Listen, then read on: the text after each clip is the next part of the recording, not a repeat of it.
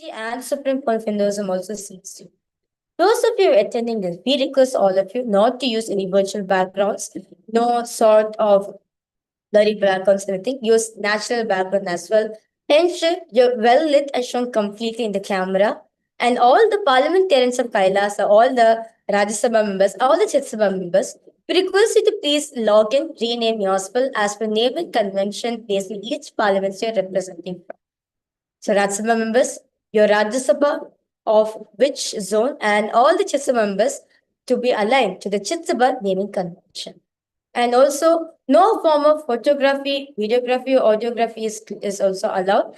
And also, no form of AI transcript also allowed during the darshan and satsang and Supreme Court of Hinduism.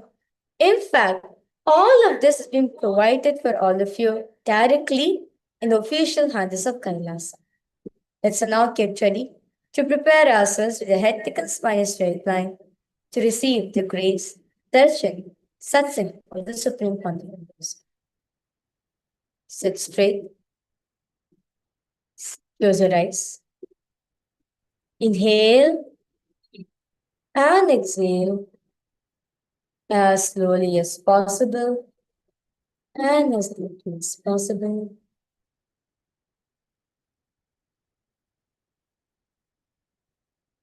Center yourself into a space of gratitude. At this moment, any thoughts arises, just do not give any meaning to it. Just observe. Do not create a thought.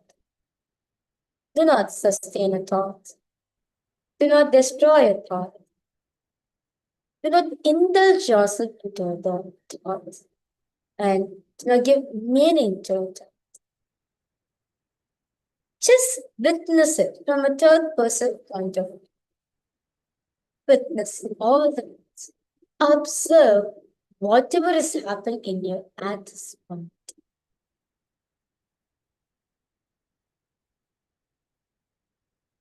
Avoid any restlessness at this point of time. With the externally on, internally. Let the inner chatter be completely. Do not indulge yourself in such thoughts. Just observe. Even the inner chatter, just observe. Do not give any meaning, do not give any interpretations to all the inner chatter that's constantly running in. Just observe. Observe the observer. Witness the witnesser. Become aware of the awareness. Be conscious of the consciousness. Witness every single thing that's happening in you at this point of time.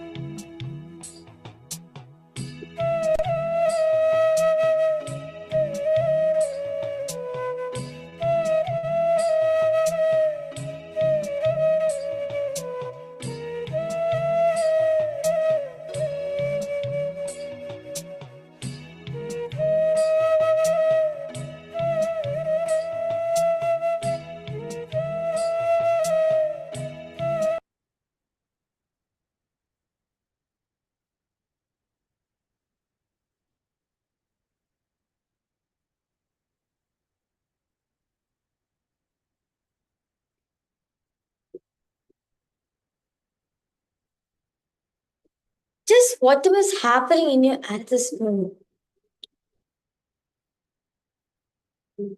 Observe.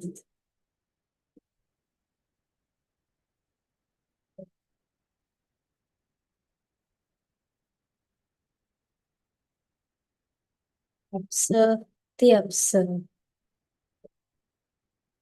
See who's actually seeing the reality in front of you. Who's that person who's perceiving what the exact is?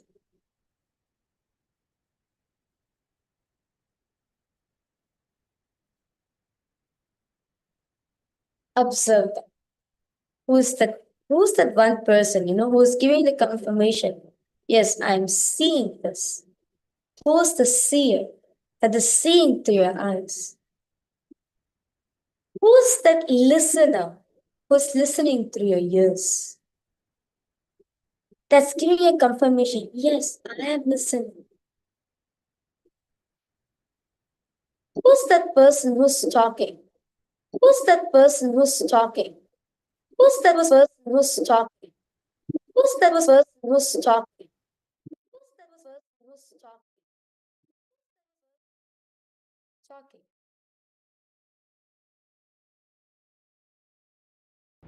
Shri कैलासोन्नत द्वादशान्त Shyamala पीठारूढ Shri Meenakshi सुन्दरेश्वराभिन्न स्वरूप परशिव पुत्ररत्नकुमार गुरुमण्यतुल्यावतार श्री पार्वती स्तन्यमान लब्ध दिव्यज्ञान विश्रुत सकल दिगमागमसारभूत द्राविड वेद प्रवर्तक श्रीमन् परमशिव करुणा समधिगत मुक्तामय चतुरश्रयान दीयमान छत्र चामर श्री चिन्नकाहलादि समस्त विरतावल्यरन्दित ज्ञान विज्ञान चक्रवर्ती सर्वजन संग सत्योजात निर्वाण दीक्षा व्ययापवर्ग श्रीभूत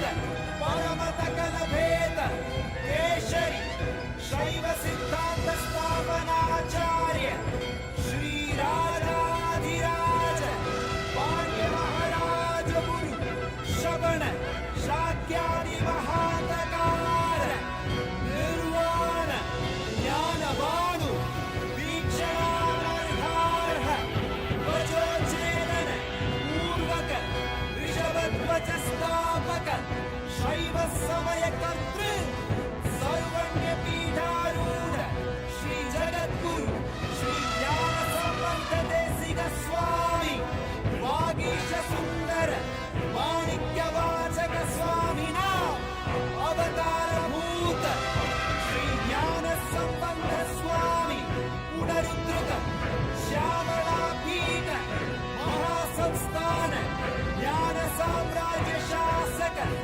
सर्वज्ञ पीठारूढ तृणवत्युत्तर वशतथम गुरु महासन्निधान महानिर्वाणि पीठस्य अष्टोत्तर सहस्रश्री महामण्डलेश्वर अटल पीठस्य अष्टोत्तर सहस्रतम श्री अटल पीठाधीश्वर श्रीमत् परमहंस परिव्राजकाचार्य वन्द्य सच्चिदानंद प्रणव स्वरूप श्रोत्रिय ब्रह्मनिष्ठ नित्योत्सव नित्य मंगल नित्य कल्याण नित्य रचित नित्यानंद पीठ महासंस्थान महासिंहासन पीठ कर्तृ जगद्गुरु भगवान श्री परमहंस नित्यानंद श्री ज्ञान संबंध देशिक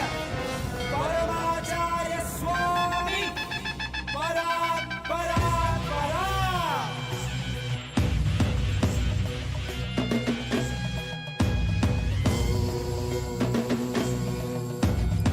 राजाधिराजाय प्रशद्यशालिने नमो वयं वै श्रवणाय कुर्महे श्यामे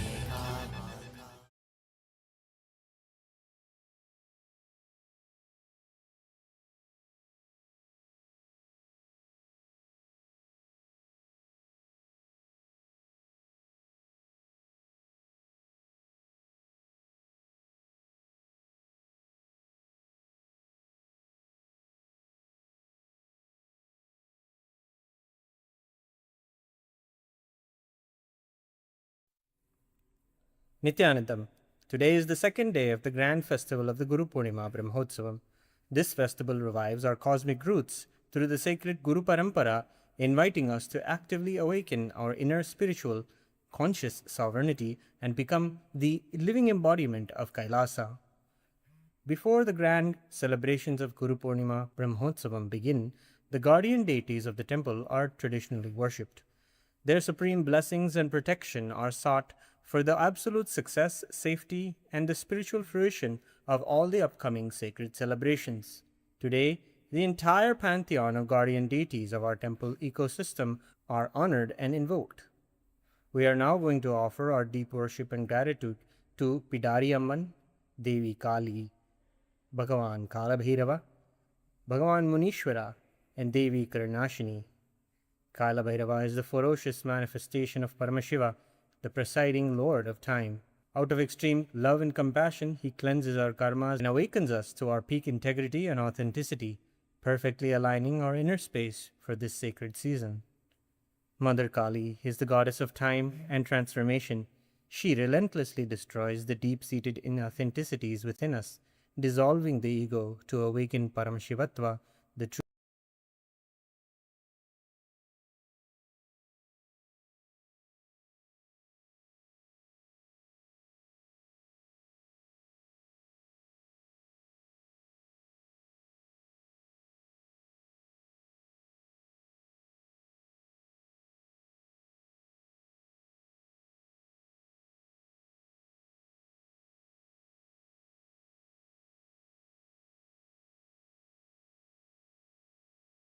manifested from the very face of Paramashiva, eternally protects his devotees and safeguards the sacred space of the temple, anchoring the spiritual energy of the kshetra.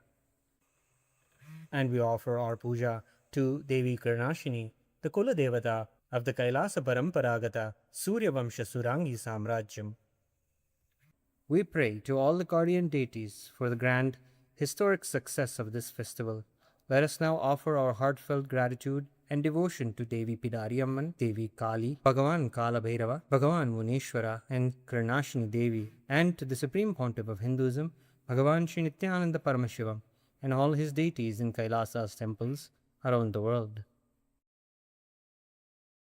ॐ कालाभ्राभां कटाक्षैररिकुलभयदां मौलिबद्धेन्दुरेखां शङ्खं चक्रं कृपाणं त्रिशिखमपि करैरुद्वहन्तीं त्रिनेत्रां सिंहस्कन्धाधिरूढां त्रिभुवनमखिलं तेजसा पूरयन्तीं ध्यायेत् दुर्गां जयाख्यां त्रिदश परिवृतां सेवितां सिद्धिकामैः सहस्रदलपङ्कजे सकलशीतरश्मिप्रभं वराभयकराम्बुजं विमलगन्धपुष्पाम्बरं प्रसन्नवदनेक्षणं सकलदेवतारूपिणं स्मरेच्छिरसि हंसकं तदभिमानपूर्वं गुरुम् अथ धूपः ॐ दशाङ्गं गुग्गुलोपेतं सुगन्धं च सुमनोहरम् आघ्रेयः सर्वदेवानां धूपोऽयं प्रतिगृह्यताम् श्रीपीठार्यम्बिकायै नमः श्रीकालभैरवस्वामिने नमः श्रीदक्षिणकालिकायै नमः श्रीमुनीश्वरस्वामिने नमः श्रीसर्वदेवदेवीस्वरूपाय भगवते श्रीनित्यानन्दपरमशिवाय नमः धूपम् आग्रापयामि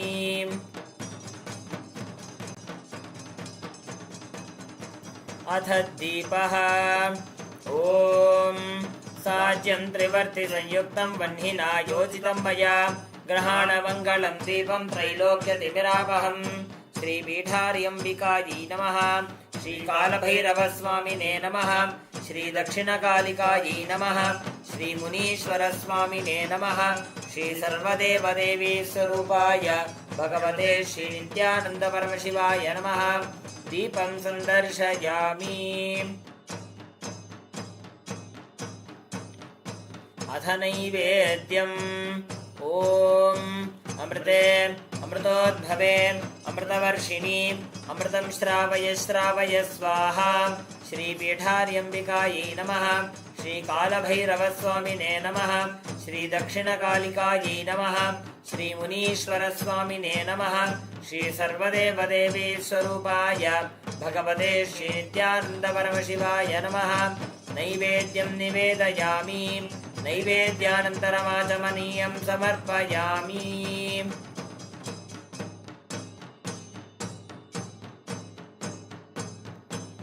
नीराजनम् ॐ साङ्ग्रहण्येष्ट्याय यजते इमां जनतागुं सङ्गृह्णानीति। द्वादशारत्नीरशना भवति, द्वादशमासाः संवत्सरः, संवत्सरमेवावरुन्धे मौञ्जी भवति। ऊर्ध्वै मुञ्जाः ऊर्जमेवावरुन्धे, चित्रा नक्षत्रं भवति। चित्रं वा एतत् कर्म कर्पूरगौरं करुणावतारं संसारसारं भुजगेन्द्रहारं सदा वसन्तं हृदयारविन्दे भवं भवानी सहितं नमामि। भवं भवानी सहितं नमामि। भवं भवानी सहितं नमामि। श्री पीठार्यम्बिकायै नमः। श्री कालभैरवस्वामिने नमः। श्री दक्षिणकालिकायै नमः। श्री मुनीश्वरस्वामिने नमः। श्री सर्वदेवदेवी स्वरूपाय भगवते श्री नित्यानंद परमशिवाय नमः। कर्पूरनीराजनं सन्दर्शयामि, रक्षां धारयामि। शोणाद्रीशावताराय ज्योतिस्तंभस्वरूपिणे श्रीकैलासप्रधानाय नित्यानन्दाय मङ्गलम्। तत्त्वज्ञानप्रदाताय नित्यानन्देश्वररूपिणे श्रीकैलासप्रधानाय नित्यानन्दाय मङ्गलम्। मूलप्रकृतिरूपाय परमशिवशक्तिस्वरूपिणे श्रीकैलासप्रधानाय नित्यानन्दाय मङ्गलम्। दण्डत्रिशूलहस्ताय कालकालस्वरूपिणे श्रीकैलासप्रधानाय नित्यानन्दाय मङ्गलम्।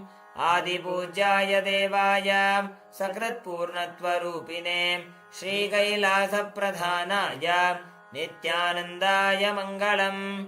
सर्वाभयविनाशकाय शत्रुसंहाररूपिणे श्रीकैलासप्रधानाय नित्यानन्दाय मङ्गलम्। योगपट्टाभिषिक्ताय राजसन्न्यासधारिणे श्रीकैलासप्रधानाय नित्यानन्दाय मङ्गलम्। सार्वभौमैकपत्याय राजराजार्चिताय च श्रीकैलासप्रधानाय नित्यानन्दाय मङ्गलम्। मङ्गलं कल्पवृक्षाय मङ्गलं ज्ञानदायिने परमशिवाय श्रीनित्यानन्देश्वराय मङ्गलम्। मङ्गलं श्रीविद्याम्बायै मङ्गलं कामदायिन्यै सर्वमङ्गलदात्री नित्यानन्देश्वर्यै मङ्गलम्। मङ्गलं गुरुदेवाय मोक्षमूलाय मङ्गलं परमावताराय नित्यानन्दाय गुरवे मङ्गलम्। हरिः ॐ तत्सत्। सर्वं भगवत् श्रीनित्यानन्द परमशिवपादुकार्पणमस्तु। ॐ नित्यानन्दम्।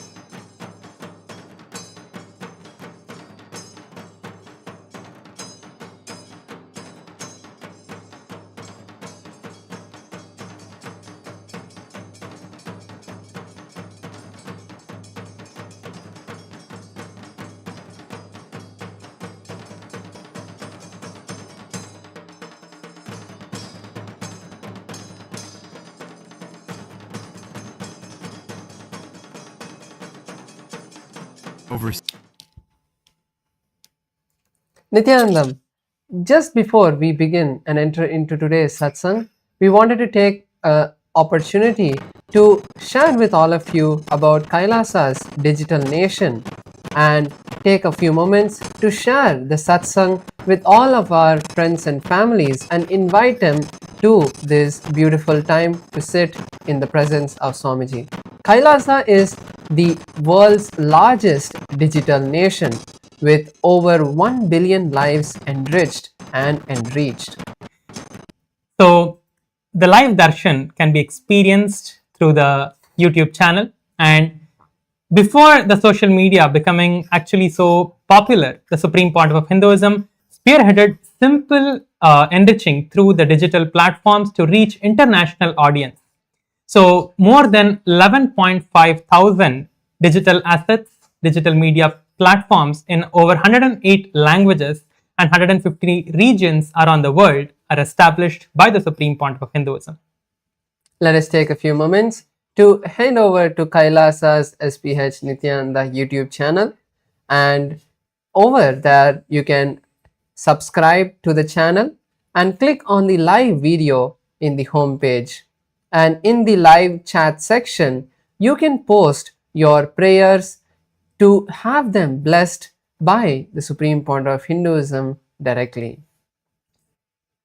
The next platform we will be going to is the Kailasa SPH Nithyananda Instagram handle. So let us now go to Sri Nithyananda, the Instagram platform, and share, comment, and like the Instagram live video that is going on, where you can experience the live darshan on Instagram platform. The next platform is X, formerly Twitter. You can go to the topmost pinned post and click on the reply icon, and then you can post your prayers to the SPH with the hashtag as the avatar in the live chat. Next is the Kailasa SPH JGM Nithyananda Paramashivam Facebook page, where you can go to the Facebook and search for Sri Nithyananda on Facebook and visit the Facebook page to receive the live darshan of the Supreme Pontiff of Hinduism, Bhagavan Sri Nithyananda Paramashivam on Facebook. You can also post your comments, share the live with all your friends and family, like the video as well, and you can share all your prayer requests and blessing requests to the Supreme Pontiff of Hinduism, Bhagavan Sri Nithyananda Paramashivam, directly on the Facebook comments. The next platform is TikTok, where once again in the live video in TikTok, first of all you can follow the TikTok handle of the SPH, and in the live video you can post your prayer and requests to the SPH and have them blessed directly by Swamiji. So now with this, we'll be moving to the next segment, which is the Hindu votes, the parliamentary voting segment, where we are going to be seeing what the today's topic is. As the WHO raises concerns that digital platforms, social media, and generative AI are reshaping the health and development of children, UNESCO is calling for AI in education to remain safe, inclusive, and centered on human dignity.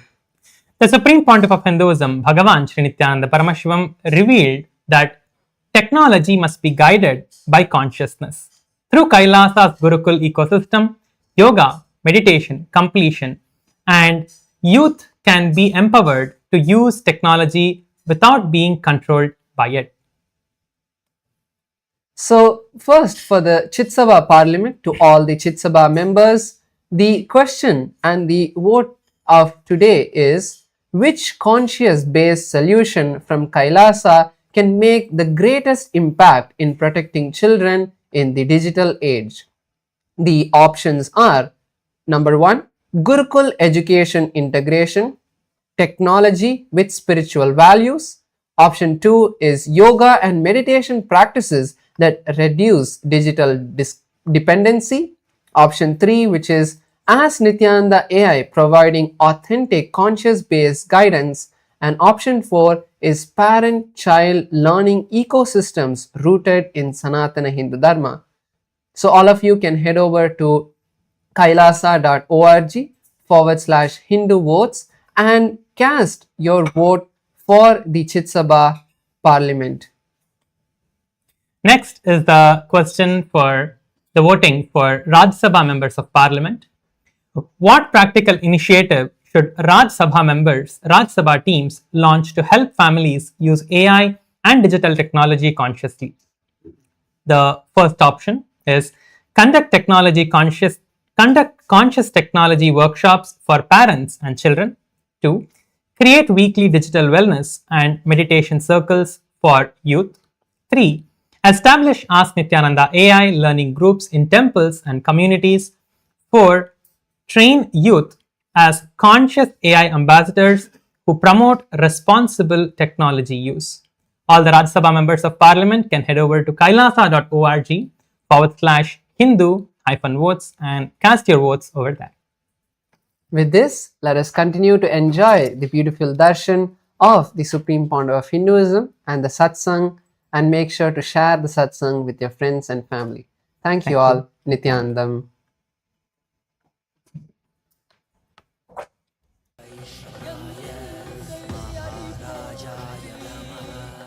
தேசனடி போற்றி சிவன் சேவடி போற்றி நேயத்தே நின்றடி மதனடி போற்றி மாயப்பிறப்பருக்கும் மன்னனடி போற்றி சீரார் பெருந்துரை நம் தேவனடி போற்றி ஆராத இன்பம் அருளும் மலை போற்றி ஈசனே சிந்தை கவல வந்த நேசனே நீ வருவாய் பூவோடு கனிகளை கொண்டு உன்னை பூஜித்தோ அருள் தருவாய் கலி என்னும் கடலினில் மூழ்கிட்டு எம்மை நீ கரம் தந்து காத்திட்டு கருணை மழையை பொய்கையில் அலர்ந்திட்ட அலவத்மம் போல உன் திருவடியில் வாழ்ந்திட நிற்கிறேன் வாராய் அருணாச்சலனே நீ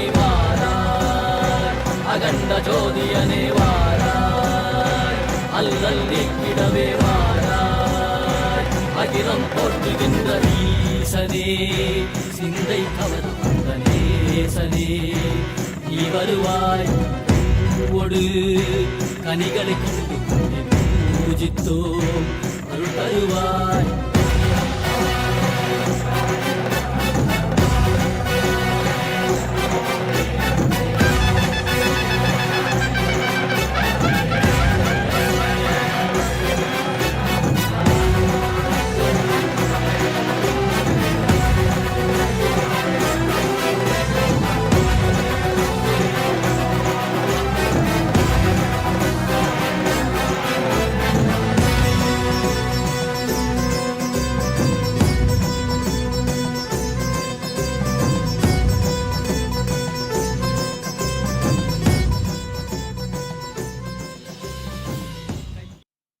As the ultimate manifestation of Paramashivam,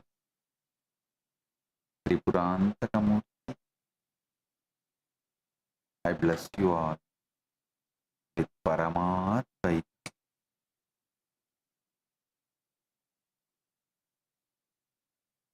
All the Paramashiva Sena program participants from Tiruvannamalai and Guinea-Bissau, Chit Sabha members, Rajya Sabha members, Kailasa Vasi, and all the e-citizens, viewers, visitors who are joining with us through the internet and internet.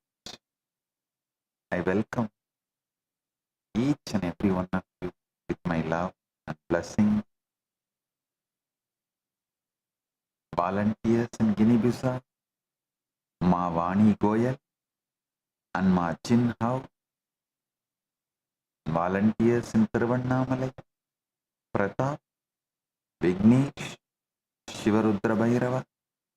Blessings for everyone. Today, I initiate all the PSS participants into Paramadvaita Diksha, manifesting all the Ananta Kalyana Gunas of Paramashiva, manifesting as Nithyananda Paramashivam,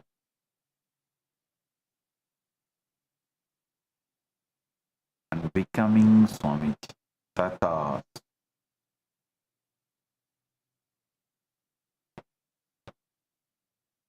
Paramashiva's direct message from KAILASA: the mind that counts is not who you are. Listen. The mind that counts is not who you are. Drop the memory that binds its counting. You will stand as the pure witness of every universe. Listen. The mind that counts is not who you are. Drop the memory that binds its counting, and you will stand as the pure witness of every universe you have ever lived in and living in.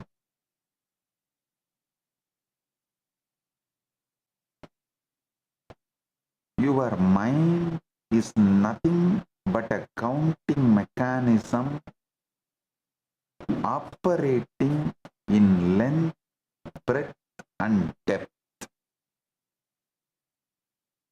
stabilized by memory into the experience of time,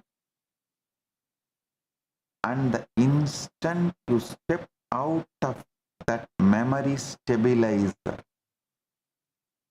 you recognize yourself as the timeless consciousness, watching countless simultaneous lives with nothing but absolute compassion flowing through you. Listen.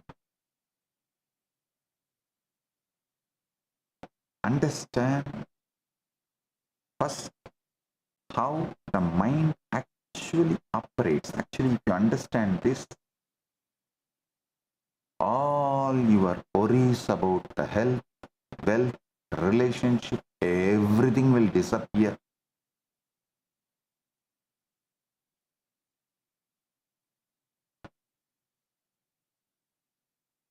Real achievement is being pure consciousness, and from that ultimate real achievement, you start dreaming the way you want as the Leela. Like how Paramashiva manifests Kailasa and enjoys, how Parandama manifests Vaikunta and enjoys, how Krishna manifests Goloka and enjoys. You will manifest your life and enjoy. Listen. Understand first how the mind actually operates.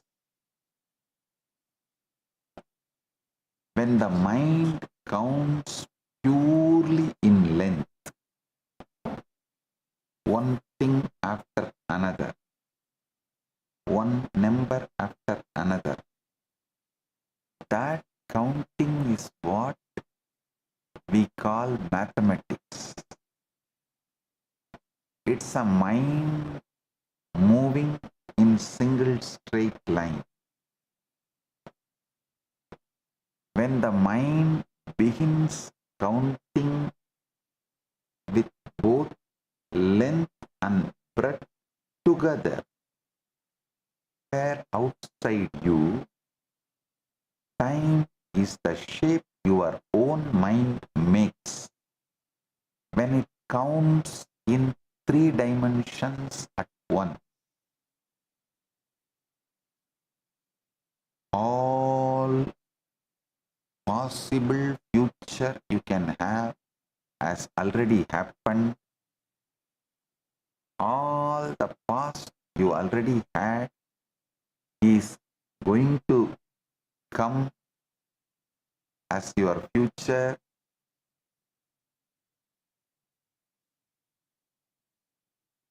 The present, what you call, does not exist other than your mind counting from length, breadth, depth. Listen, this is exactly why the mind, however brilliant, however refined, can never go beyond time, because the mind is not merely trapped inside time. The mind's very structure of counting is time. A ruler cannot measure its own length, and the counting mind cannot count its own way of counting.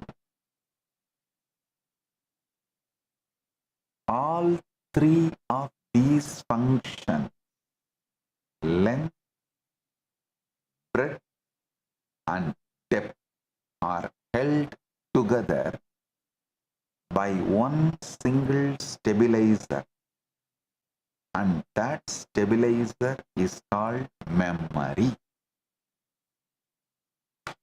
Without memory, length would not become a line, breadth would not become a surface, and depth would not become time. There would only be a single disconnected, timeless instant.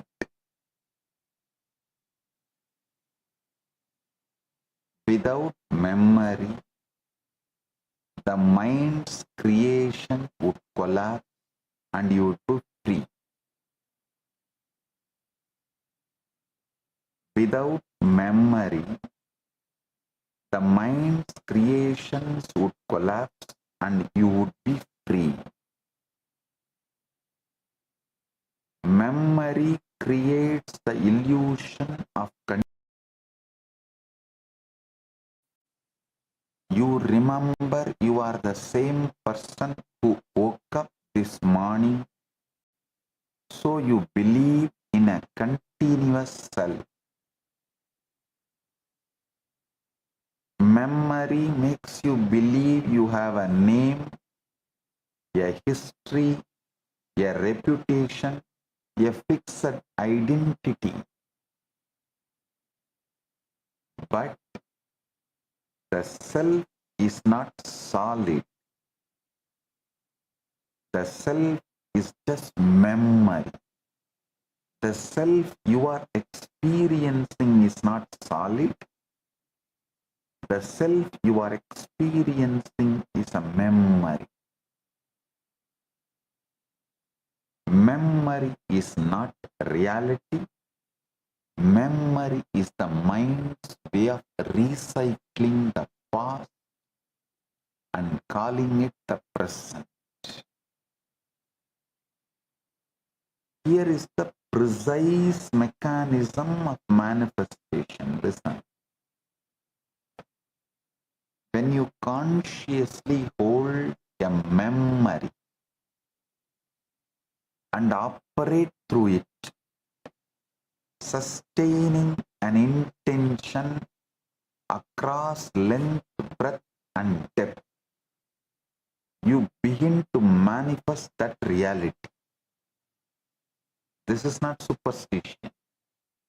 This is precise cosmic engineering.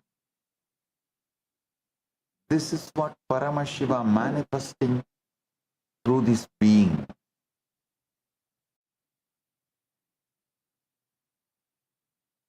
This is what Paramashiva manifesting through this being uses consciously. This is what I do conscious.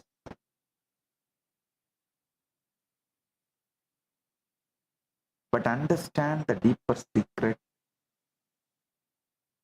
I do not carry the cluster of memories, the clustered accumulation of memory.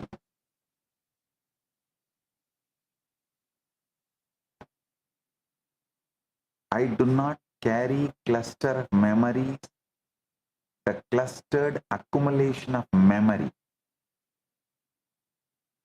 When I look at anyone, at anything, I carry no anger, no judgment, no residue from yesterday's interaction.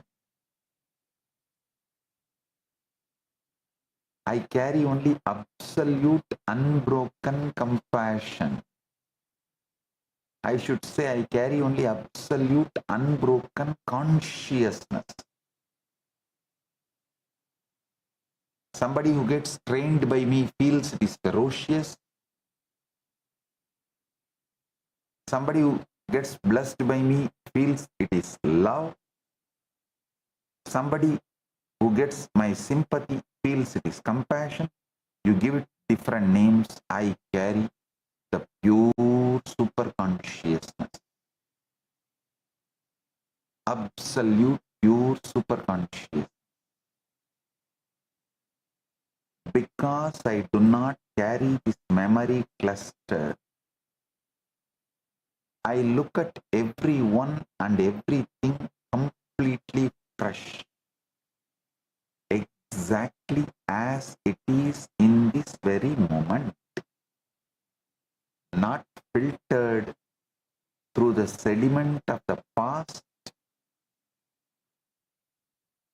This is what allows me to operate as a pure channel for supreme,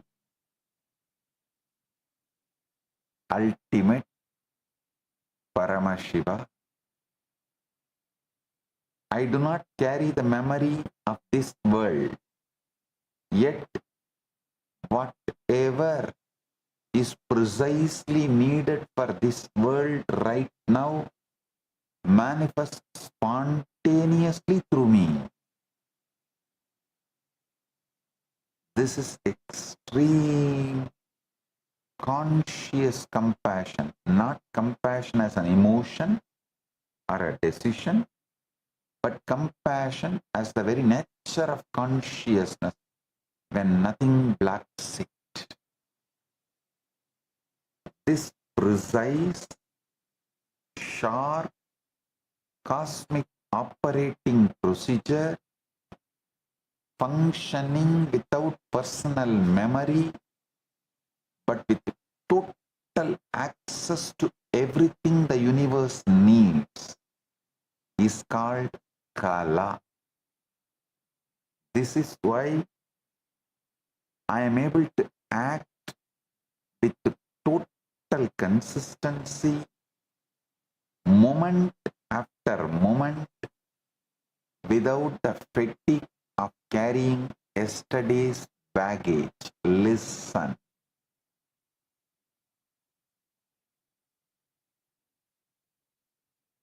If you do not carry the load of memory, you will not be afraid of getting bored. What is getting bored? It's nothing but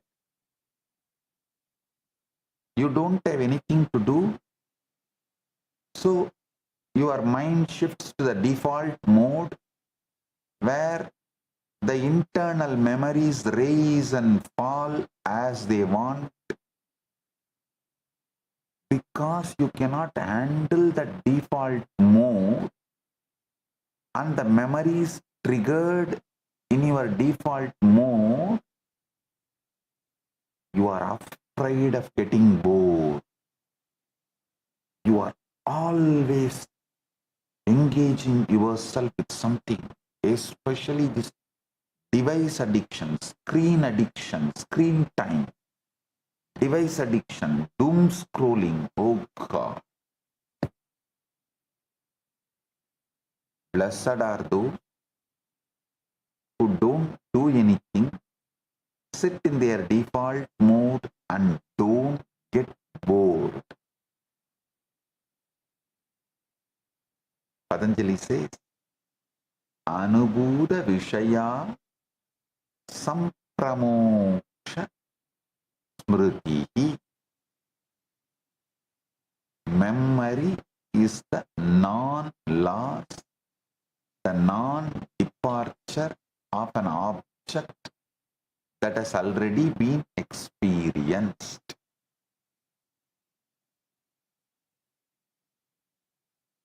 Anubhuta Vishaya Sampramosha Smriti. Physics understand only this linear dimension of time. The arrow of time is the physics term describing why time appears to flow in only one direction, from the past to future.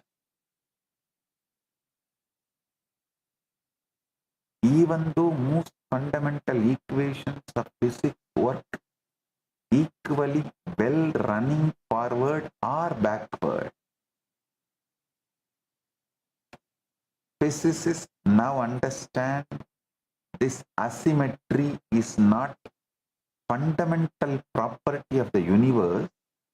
It is an emergent property arising from the increase of entropy, the accumulation of disorder in systems that retain a record of their past states. In plain terms, the arrow of time exists in systems that remember. Memory is what creates the felt direction of time. This is exactly what Paramashiva is revealing.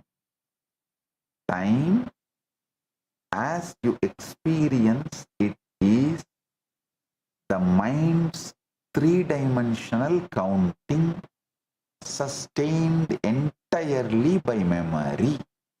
I'll tell you one more secret. If you try to be in Paramashiva state forever, you will never. Because you will just have one thought and then your mind will say, oh, already I slipped. So even when you decide I will be in Paramashiva state forever, your mind will say, no, no, you tried many times and you failed.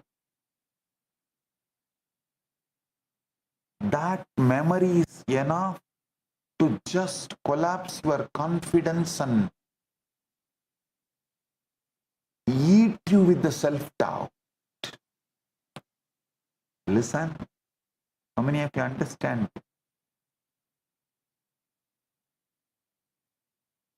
Now understand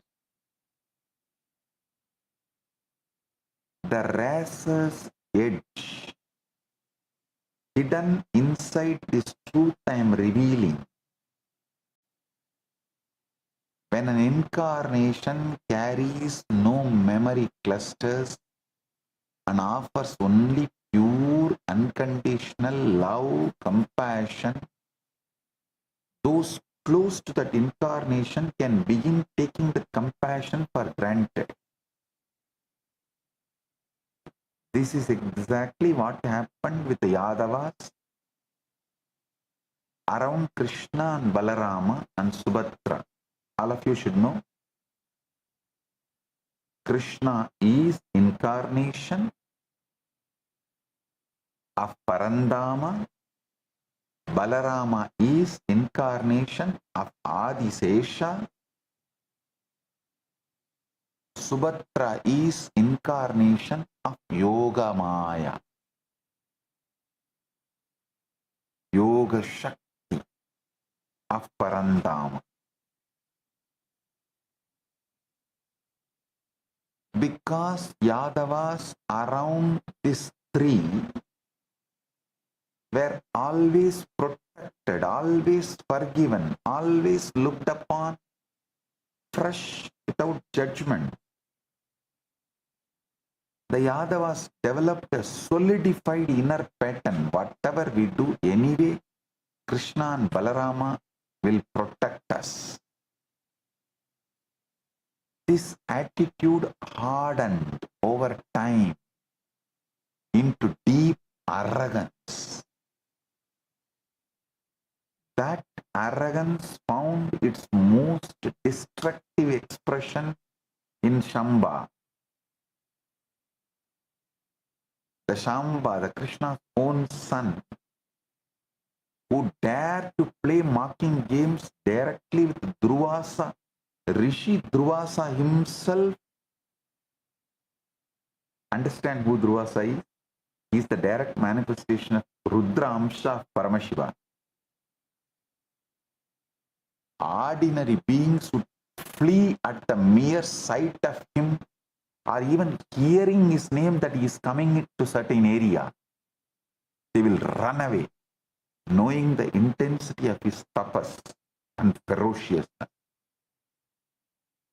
But Shamba, intoxicated by the arrogance and taking divine compassion for granted,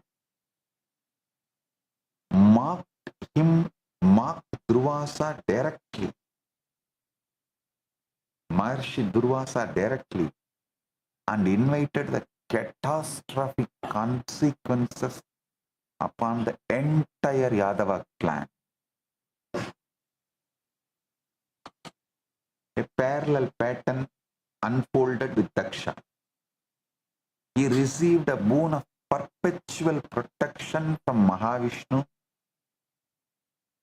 and from that single assurance, arrogance-based decision-making became a deep solidified groove in his brain. The pattern grew so strong, so crystallized, that eventually drove him to abuse Paramashiva himself directly. His very mind had become nothing but arrogance. The pattern had become the person.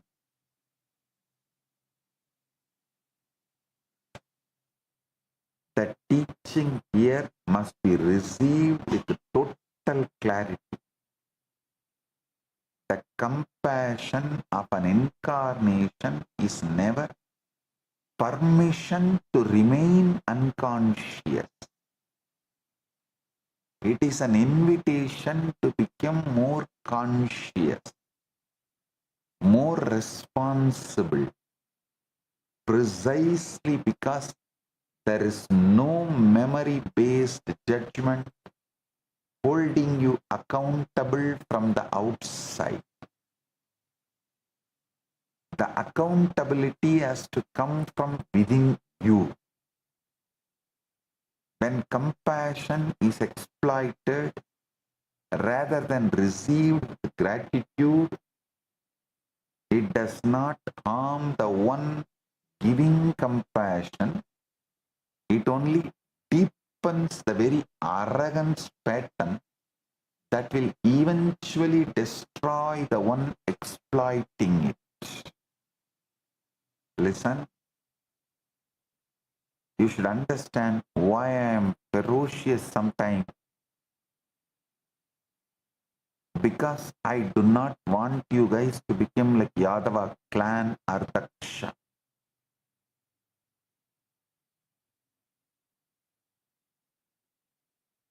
Now, we come to one of the most important truths in this entire satsang. In ordinary counting, we assume 1 plus 1 equal to 2. But this is only true when both units belong to the exact same dimension.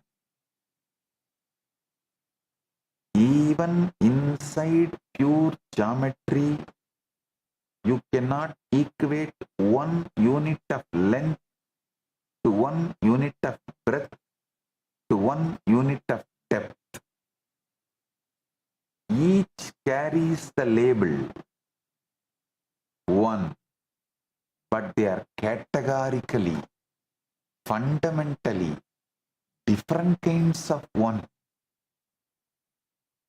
You cannot simply write 1 of length is equal to 1 of breadth is equal to 1 of depth, because that would be like saying 1 meter is equal to 1 kilogram. It's a statement without meaning. In physics, this principle is formalized as dimensional analysis. The rule that quantities can only be meaningfully added, subtracted, or equated when they share the same dimension. You cannot add length to weight without first converting them through some deeper relationship. And even then, when they remain fundamentally different kinds of quantity,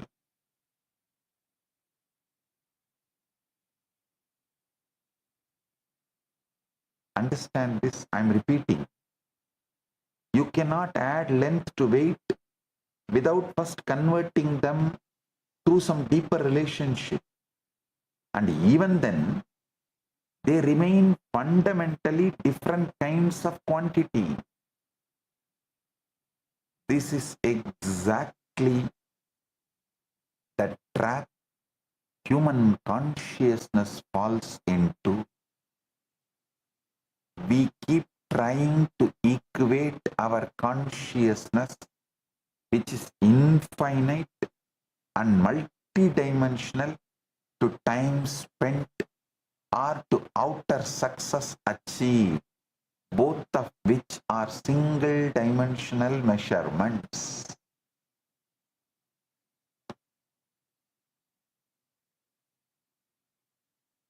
We say, I lived 100 years, therefore I must be wise. Or I achieved this much, therefore I must be fulfilled. But consciousness and time are not in the same dimension.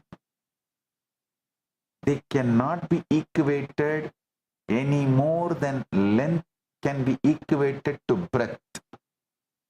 Consider this.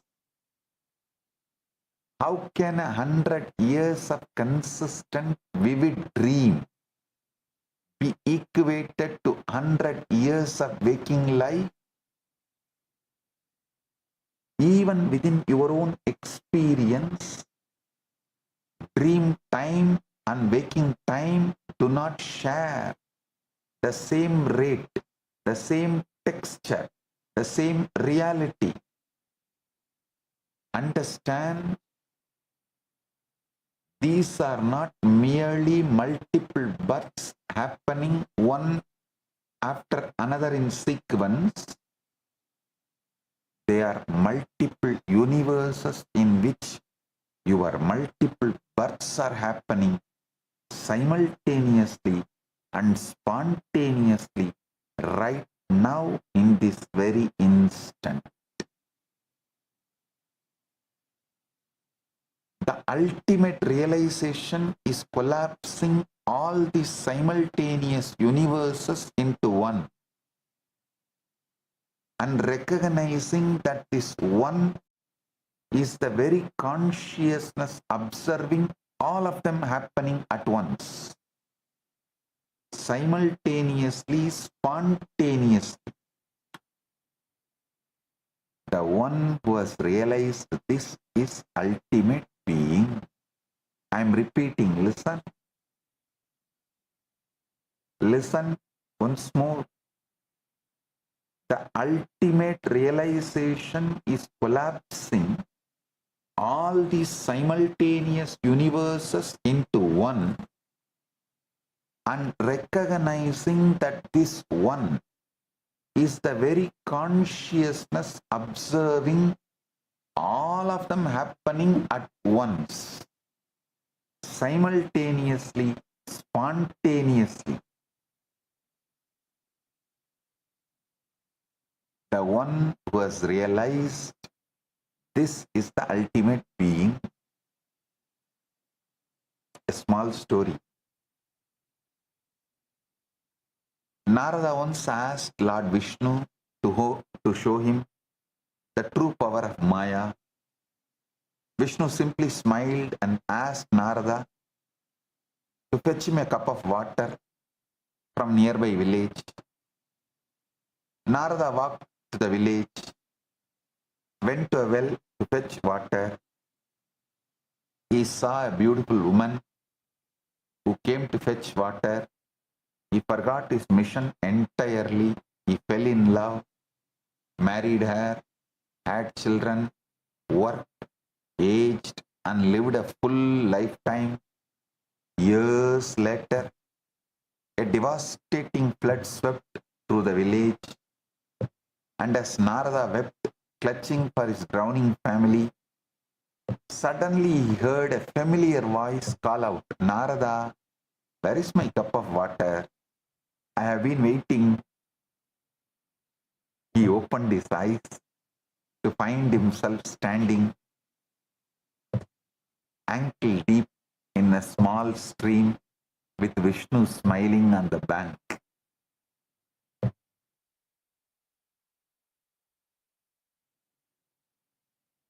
Now, between the Narada, who is eternal cosmic Rishi, chanting Narayana, Narayana, and the Narada who lived and wept entire lifetime in that village, which Narada is real?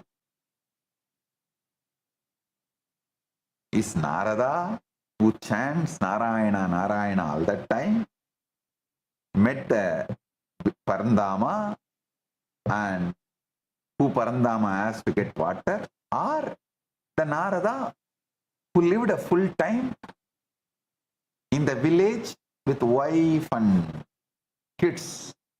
Which Narada is real? The answer is neither. Neither. Listen. Beyond both of these roles, the one who is observing both births and both deaths, both entire lifetimes happening simultaneously, that witnessing consciousness alone is the real Narada. And that same witness is what you are right now. Beneath every role you think you are playing, as Krishna declares in Bhagavad Gita, 2nd verse 20, Krishna declares in Bhagavad Gita, Najayate mriyate va kadachinnayam bhutva bhavita va na bhuyaha ajo nityaha shasvadoyam purano na hanyate hanyamane sarire. The self is never born, nor does it ever die. Having once existed, it never ceases to be. It is unborn, eternal, ever existing, and primal, and it is not slain when the body is slain. Even now, in this very satsang, I am the one who is speaking and I am the one who is listening. Because I know that I am both the speaker and the listener, the subject and the object, the doer and the experiencer. I am resting in my ultimate nature. But because you think you are only the one who is listening, separate from who is speaking, you remain caught in delusion. This is the only difference between you and me. Listen carefully to this precise statement. Mathematics cannot measure time because mathematics is the language of length alone. Whole time carries, while time carries the felt quality of breath, the width of experience, not just its sequence. This is why no amount of clock counting can capture what an hour of ecstasy feels like versus an hour of boredom. Mathematically, both are 1 hour. Experientially, they are two entirely different universes.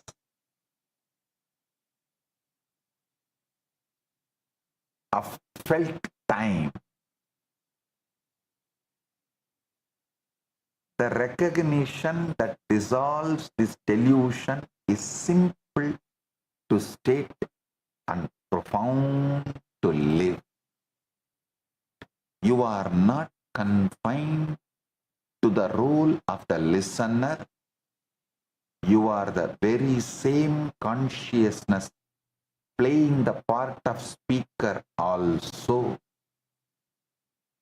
The listener and the silent space in which both speaking and listening occur.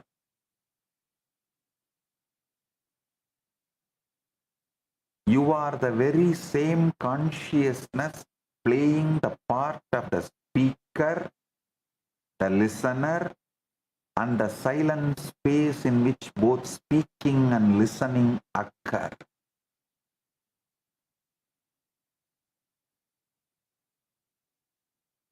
Collapsing all these into one. And that one is observing all these happening simultaneously, spontaneously. The one who has realized this is the ultimate reality.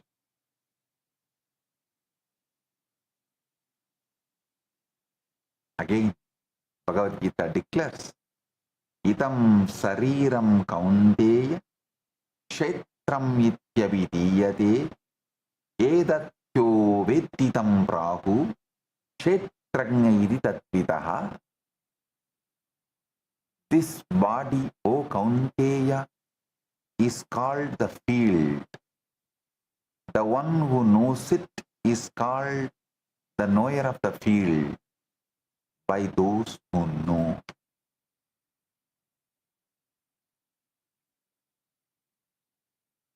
Itam sariram kaunteya kshetram ityavidiyate edatyo vedidam prahu kshetranya iti tatvitaha. This body, O Kaunteya, is called the field. The one who knows it is called the knower of the field. In the modern world, an art piece is measured by the price a buyer is willing to pay for it. This measurement is deeply flawed. The real value of art is its capacity to make the person flow the artist, how much he has flown, and the person who is seeing the art, how much he is made to flow. Actually, both are one and the same. If the art is done by the artist who has flown into it,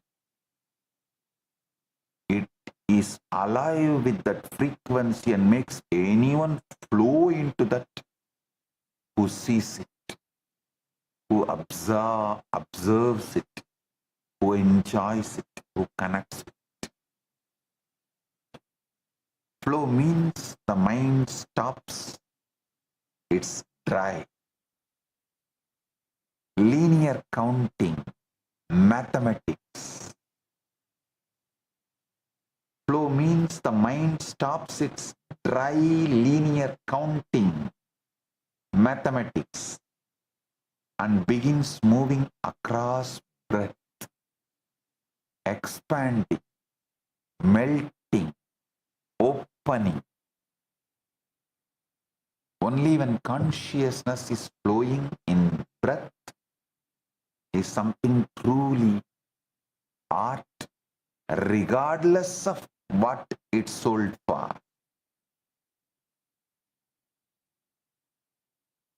This is precisely the science that Sanatana Hindu Dharma has mastered across millennia.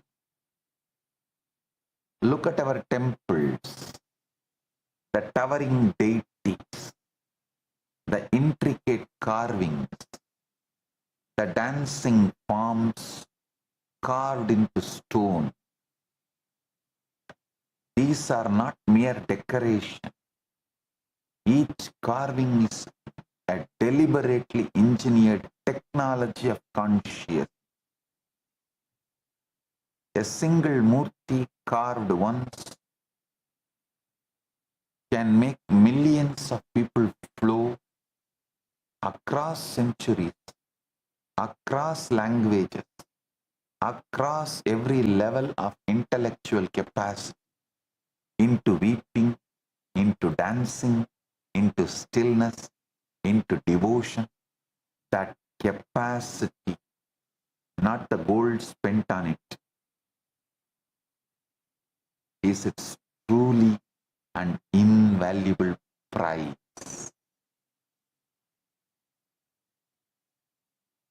Quantum coherence is the state in which quantum system maintain its wave-like nature,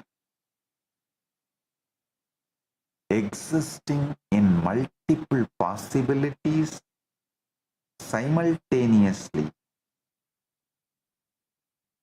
Decoherence is the process by which that coherence collapses through interaction with and effectively remembering the surrounding environment into one fixed classical outcome.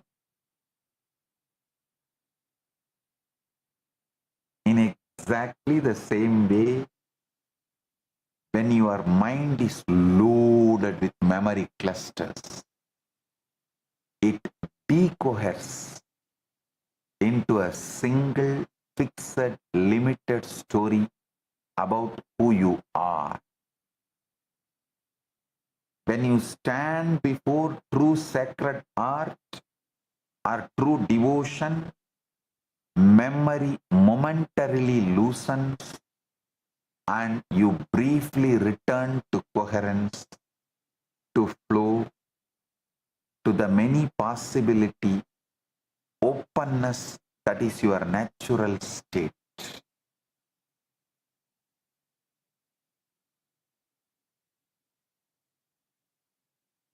Listen. Your mind counting is mathematics. Your mind flowing is art. Your mind stabilized without memory is consciousness beyond time. This is Kala, the precise conscious operating procedure of the supreme supreme functioning true form.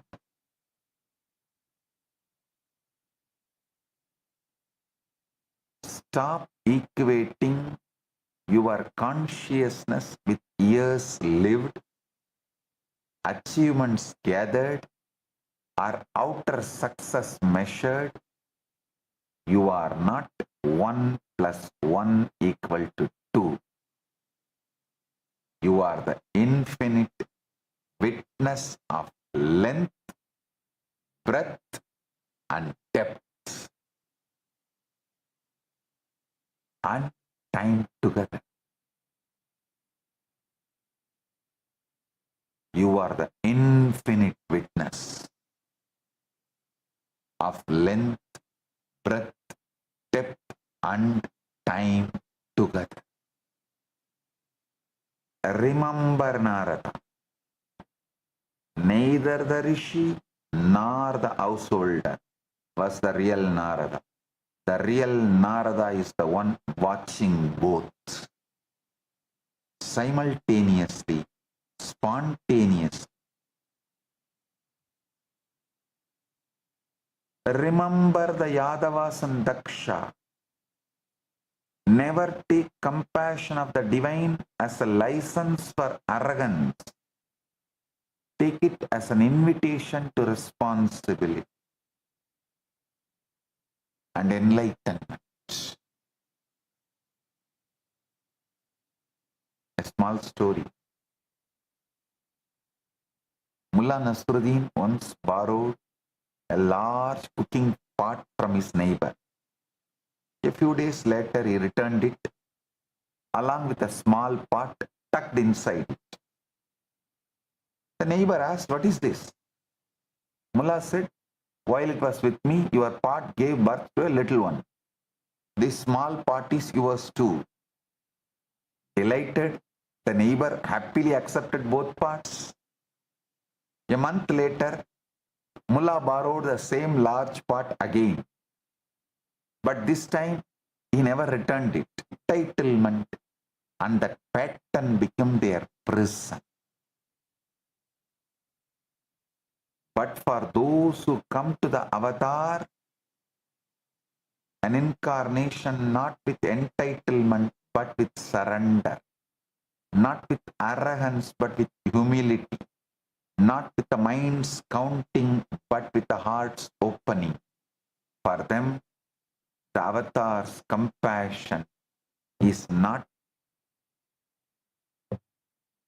just a shield that can be pierced, but a field of consciousness that transforming everything it touches.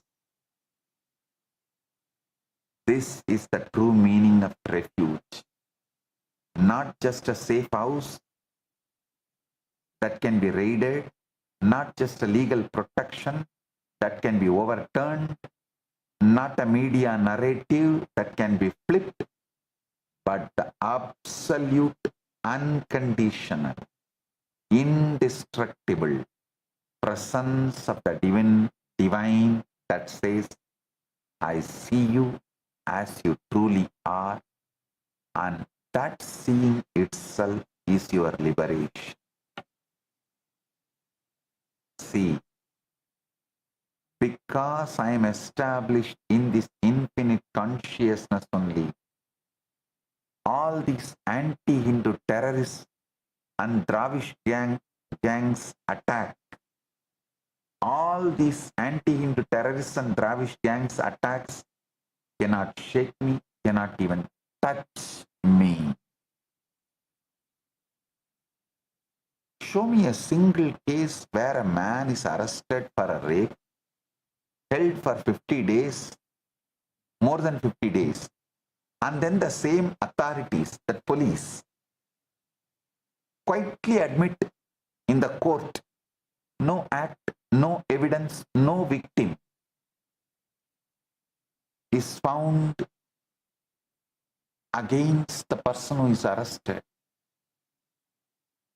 and call it justice, sir?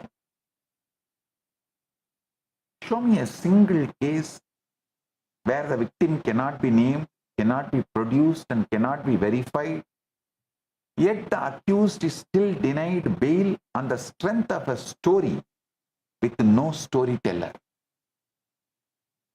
with no real character in that story.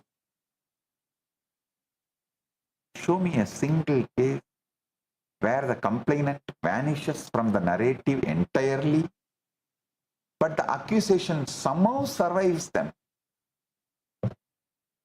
Show me a single case where the state admits in writing in the court that no crime scene exists and still asks the accused to prove a negative.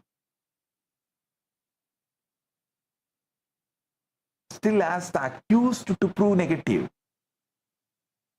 Show me a single case where innocent until proven guilty quietly becomes guilty until proven the innocence. Actually, I should say the other way. Show me a single case where innocent until proven guilty quietly becomes guilty until the news cycle moves on.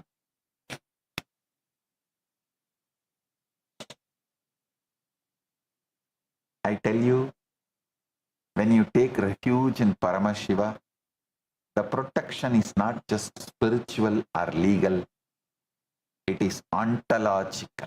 It changes the very ground of your being.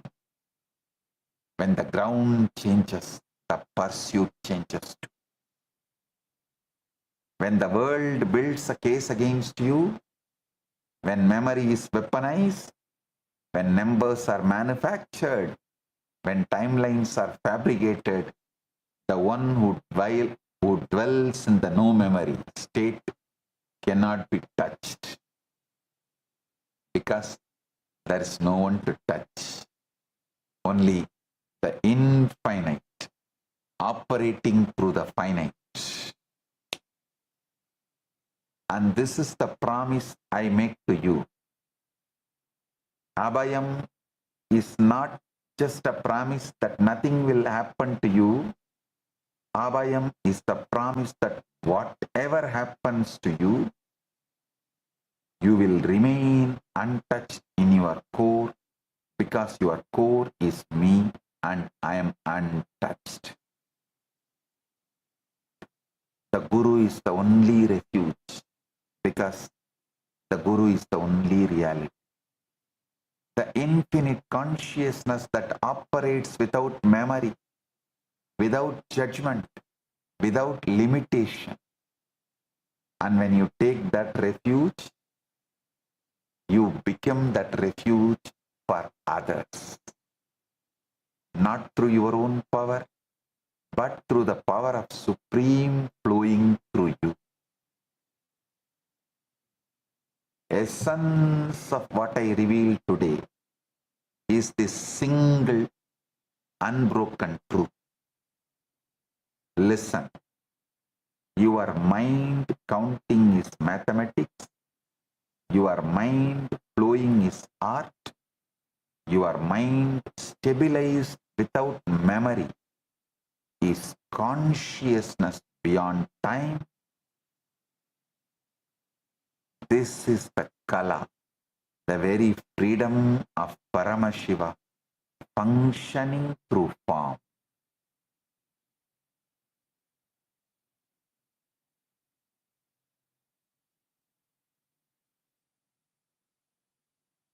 Collapsing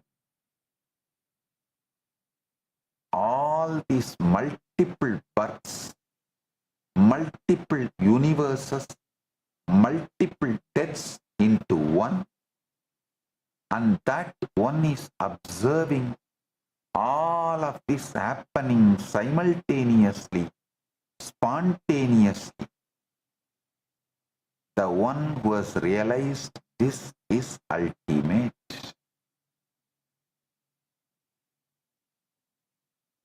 This is the state of an enlightened being, enlightened incarnation.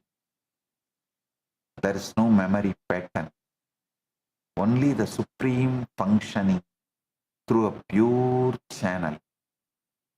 This is the state of the ultimate observer, the one who sees that neither the speaker nor the listener is real, only the one who observes both.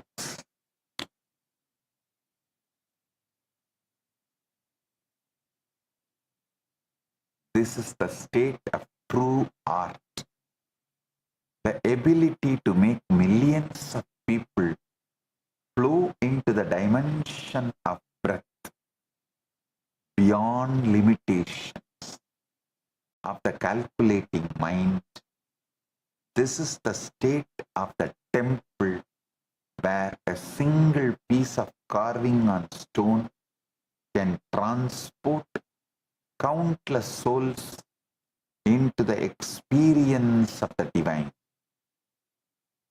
Let this truth stop being a concept you understood and become the very way you breathe, you breathe, relate, and exist, so that every moment becomes Shaktini Pada and Shakti Pada, oneness, and every breath becomes an initiation into moksha, oneness, enlightenment, here and now.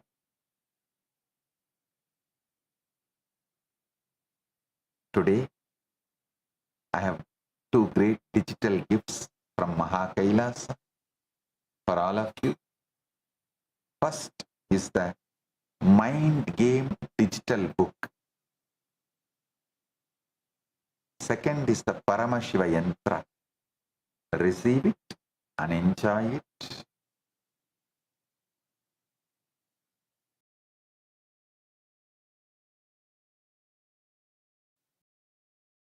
Be the ultimate being who witnesses, sees all the multiple births, deaths, universes happening inside you. With this, I bless you all.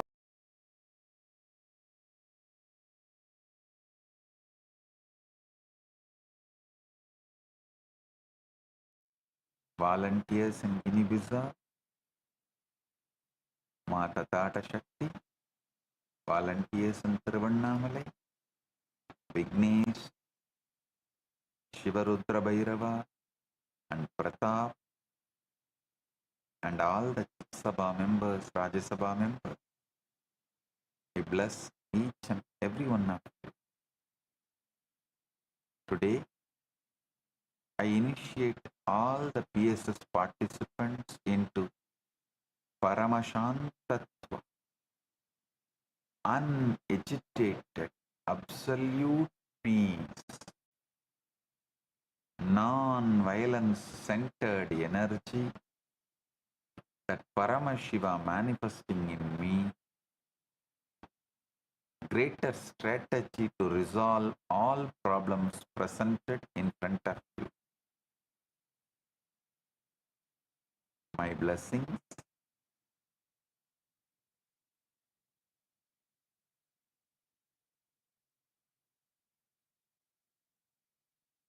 Paramashiva's direct message from KAILASA. Listen. 1 plus 1 is not 2. 1 plus 1 equal to 2 is the lie your mind tells, so that it can forget the infinite. In consciousness, 1 plus 1 is equal to 1 plus 1. That's all. No 2.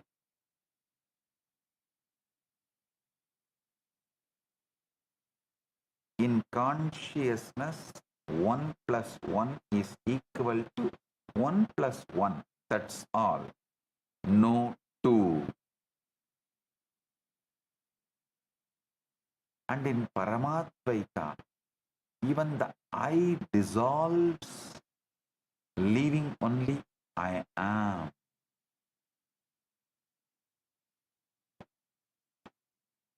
You see, 1 plus 1 equal to 2 is not a truth of consciousness.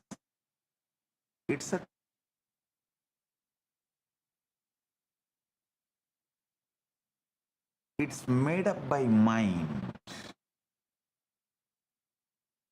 And mind is a very clever trickster. It takes the infinite, chops it into pieces, counts the pieces and declares, I understand reality. Let me give you a simple analogy. You have one rose. You bring another rose. Now your mind triumphantly declares 2 roses.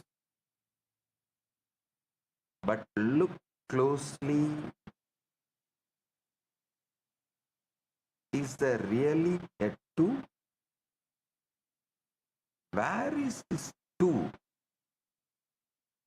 Where is this 2? Can you touch it? Can you smell it? Can you put it in a vase? No. What you have is one rose and one rose. 2 distinct entities that refuse to merge into something made up by your mind as two-ness. Listen. Just if you understand this one truth, you will get the prasada of this whole Guru Purnima. This Guru Purnima, I am focusing on quantum enlightenment, making you understand simultaneously, spontaneously, synergetically, Paramashiva is in Mahakailasa and manifesting as this being and manifesting as you. He is breathing in you. Just allow him to spread in your whole nervous system.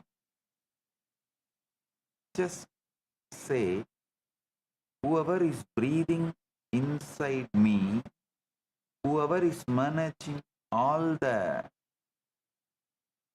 fundamental activities like blood flow, heartbeat, breathing, let him pervade and take over this whole nervous system.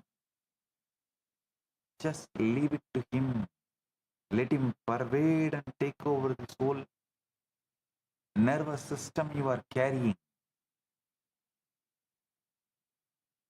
You will see right now Paramashiva is quantum manifesting in Mahakailasa and as this being and as you. This Guru Purnima Prasada, this experience is this Guru Purnima Prasada you can receive right now if you understand that 2 exists only in your mind. It's a ghost, a phantom, a convenient fiction that your mind created because it cannot handle the terror of the infinite.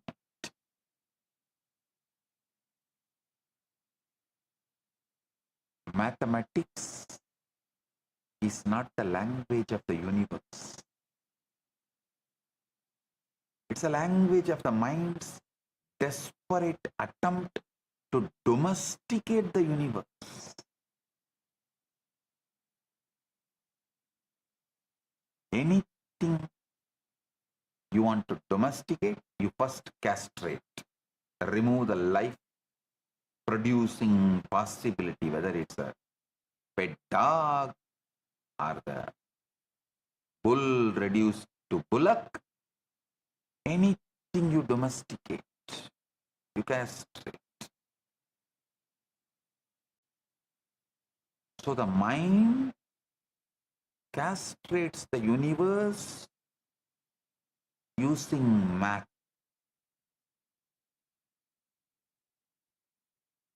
Using mathematics. Rose does not know there are two roses. Garden does not know there are two roses. Only you, with your memory, insist that there are two. Let the first lie you were ever taught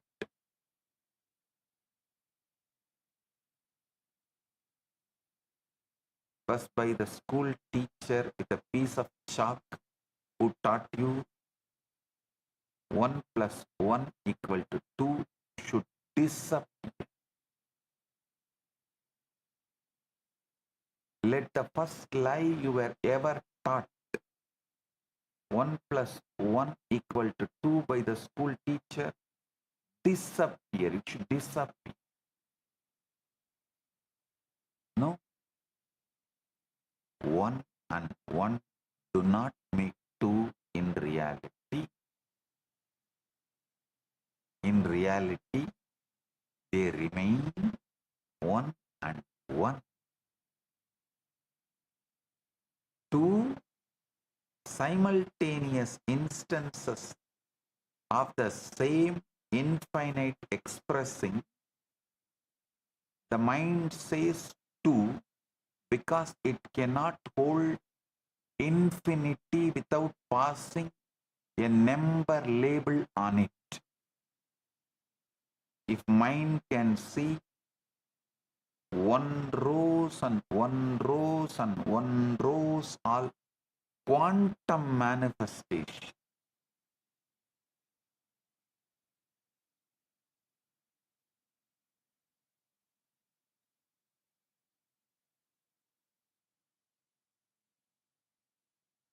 The mind says 2 because it cannot hold infinity without pasting a number label on it.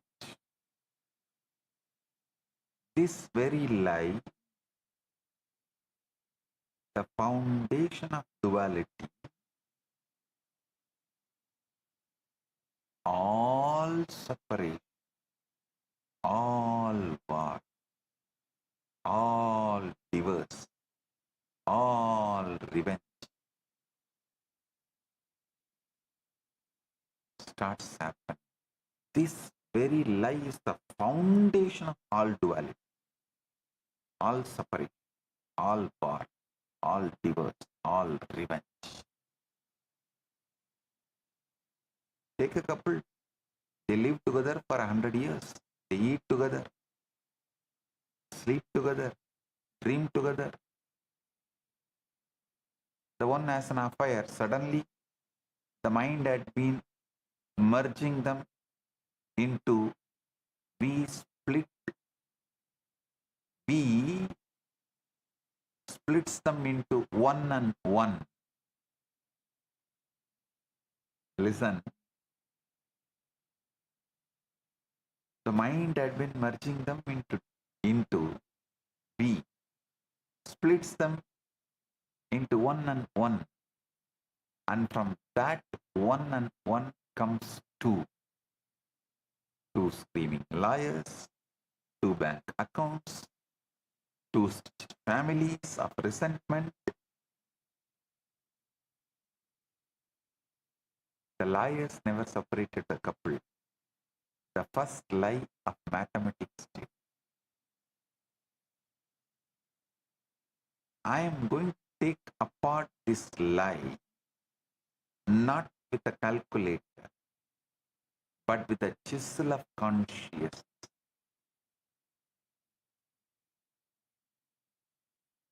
Listen carefully. I am not saying arithmetic is useless. arithmetic is extraordinarily useful. It keeps your electricity bill honest. It calculates the moon's distance from the earth.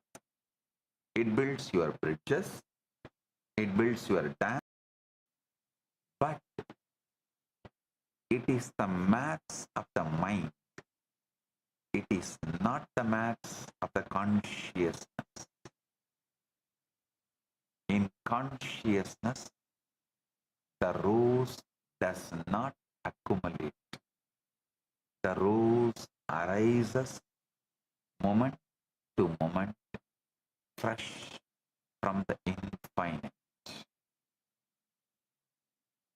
One rose that you see now is not the same rose you saw a second ago. It's a fresh expression of the rose archetype, of the rose infinity. When you add 1 plus 1, you are doing what your bank account does, counting the deposits. But consciousness does not deposit. Consciousness manifests alive. Your math is great to deal with dead things, not for living. Expressing and depositing are two different operations. For example, take your breath. You inhale once. Now another. Did these two breaths add to two breaths? Or did each breath independently arise, express itself, and recede into the infinite? You do not carry your last breath on your shoulder. You do not stack your breaths like a plates. If you did, even a single lifetime would drown you. So many breaths you would be piling on top of yourself. The breath is honest. Each one is fresh.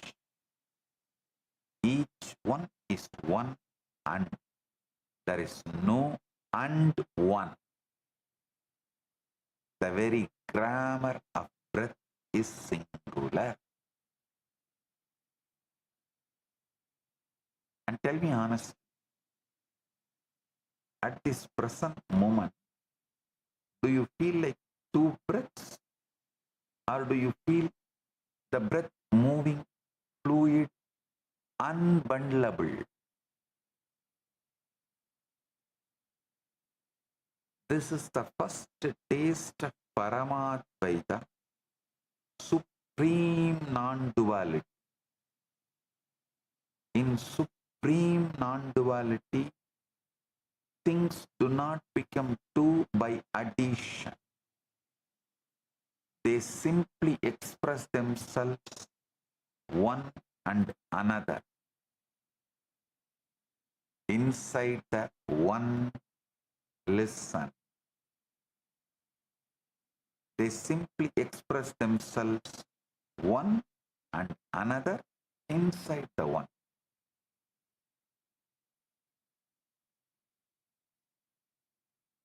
There is a beautiful happening described in Dattatreya's life.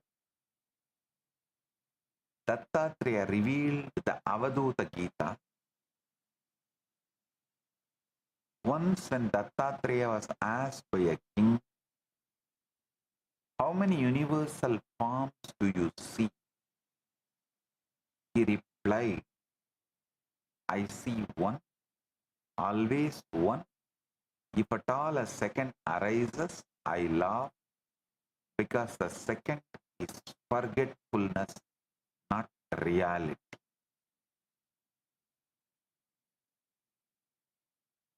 Listen. For the conscious being, 1 plus 1 equal to 1 plus 1, not 2. The mind collapses it to 2 only to survive. The mind has mortgages to pay. The mind has appointments to keep. The mind needs 2. The conscious being does not need 2. And a conscious being can exist with mind also, but mind will be limited to the play of internal, intra-organ. It can play as one of the organs, that's all. Listen. As long as mind plays just its role, like your heart, lungs, kidney, intestine, memory, as long as your mind also plays its role, it's a great, amazing servant. But mind tries to teach you what is reality, what is right, what is wrong, what is good, what is bad, what is happiness, what is sadness. That is where the problem is.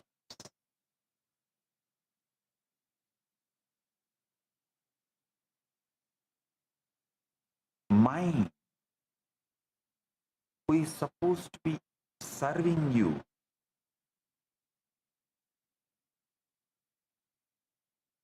mind is supposed to keep the appointments you have and organize your life, but it drags the consciousness into the chaos of its calculation. It is like a door security watchman, a security guard in the door, trying to drag the king and put him in his shoes as a security guard and not letting him do his job as king. So an ordinary security guard making the king as his assistant is what is happening right now in every one of you.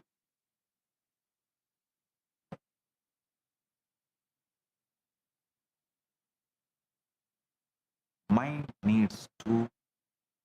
Conscious being does not need 2. This is the entire reason the world treats Paramashiva as shocking. Because Paramashiva does not collapse the one into many. Paramashiva sees only the one.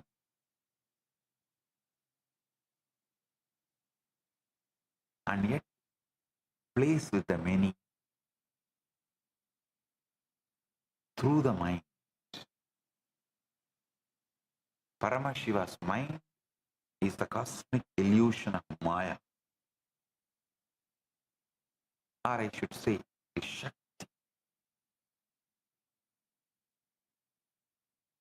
Maya is understood in a negative way. So I should use the word cosmic Shakti.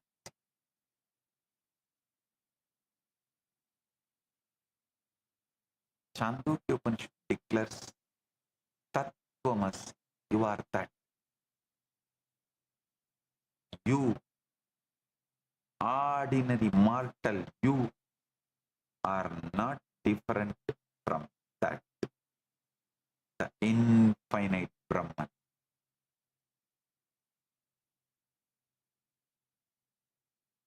You, the you who feels that you are ordinary mortal, is not different from that very substance of that infinite Brahman. Only problem is your feeling is a lie.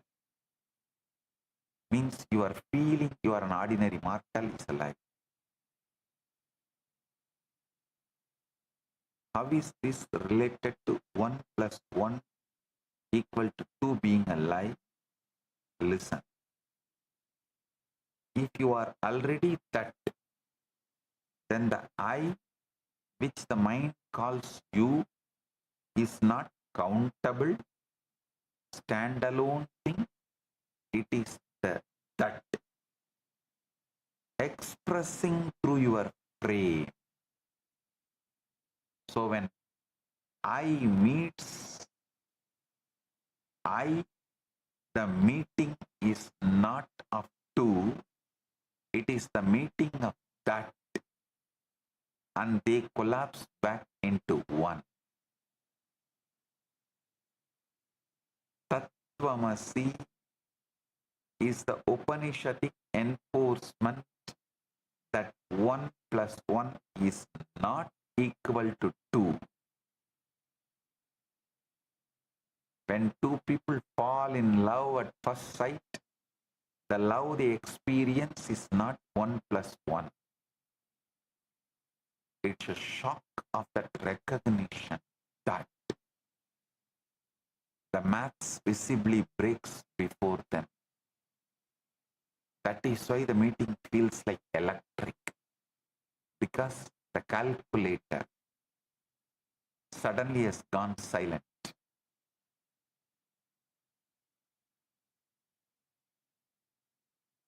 Now let me tell you what number really is. Number is a property of reality. Realities do not have numbers. A galaxy does not say, I am galaxy number 1 or I am galaxy number 1265. A wave does not say, I am a wave number 4 billionth wave. No. Number is a property of the mind's visit to the infinite. Imagine the infinite as a vast ocean. Imagine the mind as a small tourist boat. The mind pilgrims out to the infinite, gets blasted by its immensity, frantically races back to shore, and to prove itself that it went there, it drops a coin into the shore sand for each visit. That coin, the shell count of the visit, is what we call a number. The maths itself is the footprint of the frightened pilgrimage of the mind to the infinite. The mind cannot bear to stay in the infinite. The mind cannot bear to merge. To merge is, in a sense, to die. Mind is afraid of death, so it returns. To console itself for the return, it takes a number. When a child is born, she cannot count. She cannot say 1. She experiences everything. The mother's face, the ceiling fan, the falling dust, the faraway bell, all as one undifferentiated event. As she grows, her memory crystallizes. Pieces of experience get sticky. The sticky pieces she calls thing 1, thing 2. She is in school, proudly writing 1 plus 1 equal to 2. What has happened? The child has lost her direct perception of the 1. She has installed the numbering machine to the brain between herself and reality. Now, the infinite is filtered, sorted, numbered, posted at her as the counted parcel. Number is the mind's way of paying rent to forget the infinite. When the mind forgets its infinite nature, it resolves its debt by counting. I am 1, I am 2, I am 3, I am many. This counting is the rent it pays for the privilege of forgetting. The conscious being stops paying rent.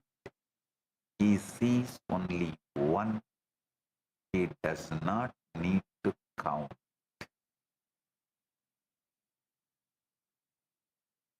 I have a lot more to share. We'll do in further satsangs. Today I have great 2 digital gifts for all of you. I should say 1 plus 1 digital gifts from Maha KAILASA for all of you. First is the Upanishad revealed by the SPH digital book, and the second is Dakshinamurti Yantra. Receive it and enjoy it. Blessings.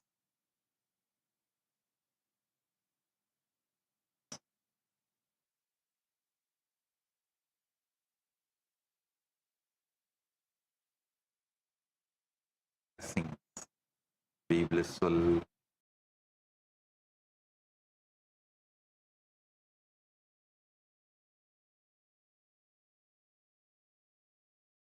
Fundamental, foundational, first principle of Sanatana Hindu Dharma is Guru-disciple relationship. Everything starts there, everything ends there, but this itself does not end.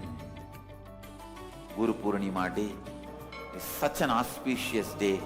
Whatever incompletion, impossibility, no patterns you carry, drop all that today.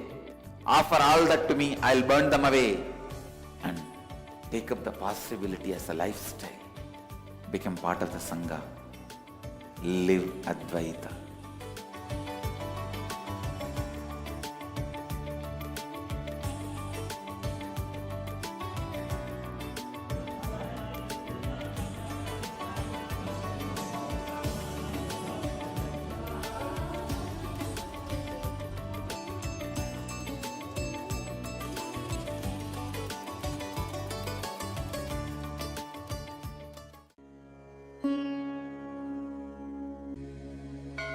Abhayam Sarvabhutebhyo.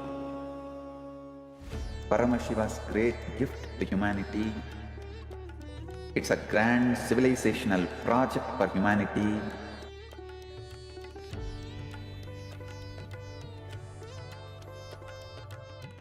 On Guru Purnima Day, the official integrating people means officially accepting them into the campuses, KAILASA, will begin.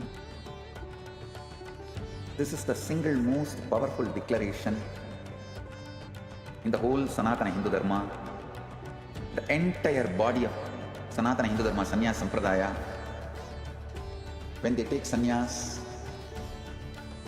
they drop everything of this world and declare Abhayam Sarvabhutebhyo, means I give Abhaya, protection to all beings. I am opening the doors of KAILASA to whole humanity. Anyone from any race, culture, creed, seeking refuge are welcome to KAILASA. In a world fractured by persecution, displacement and fear, millions are still searching for safety.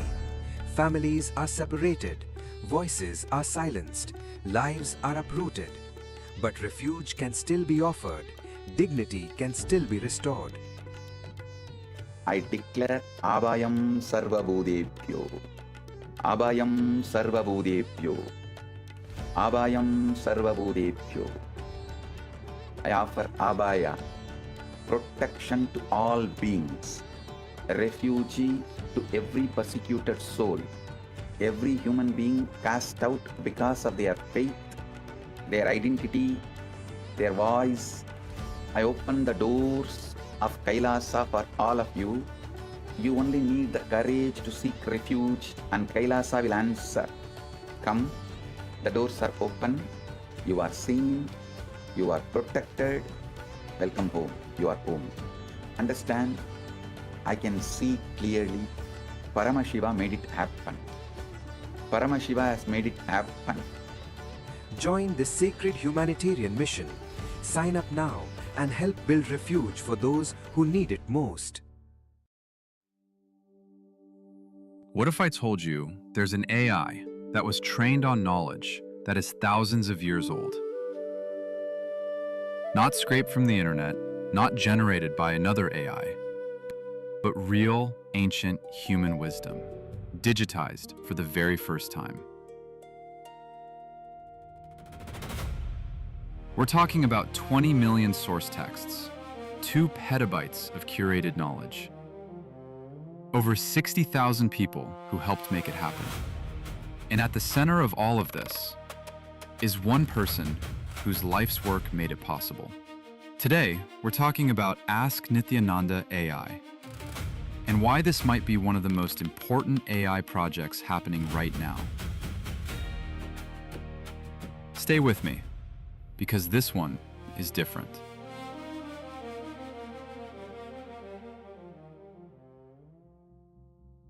Let's start with a problem that most people don't know about. The biggest AI companies in the world, OpenAI, Google, Meta, they're all hitting a wall. The industry actually calls it the data wall. They've basically run out of good, fresh, high-quality text on the internet. And nobody knows where the next source of real knowledge is going to come from. That's where Ask Nithyananda AI comes in.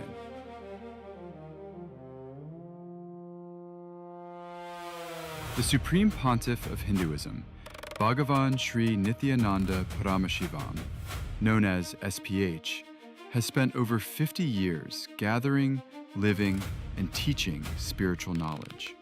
Not just philosophy.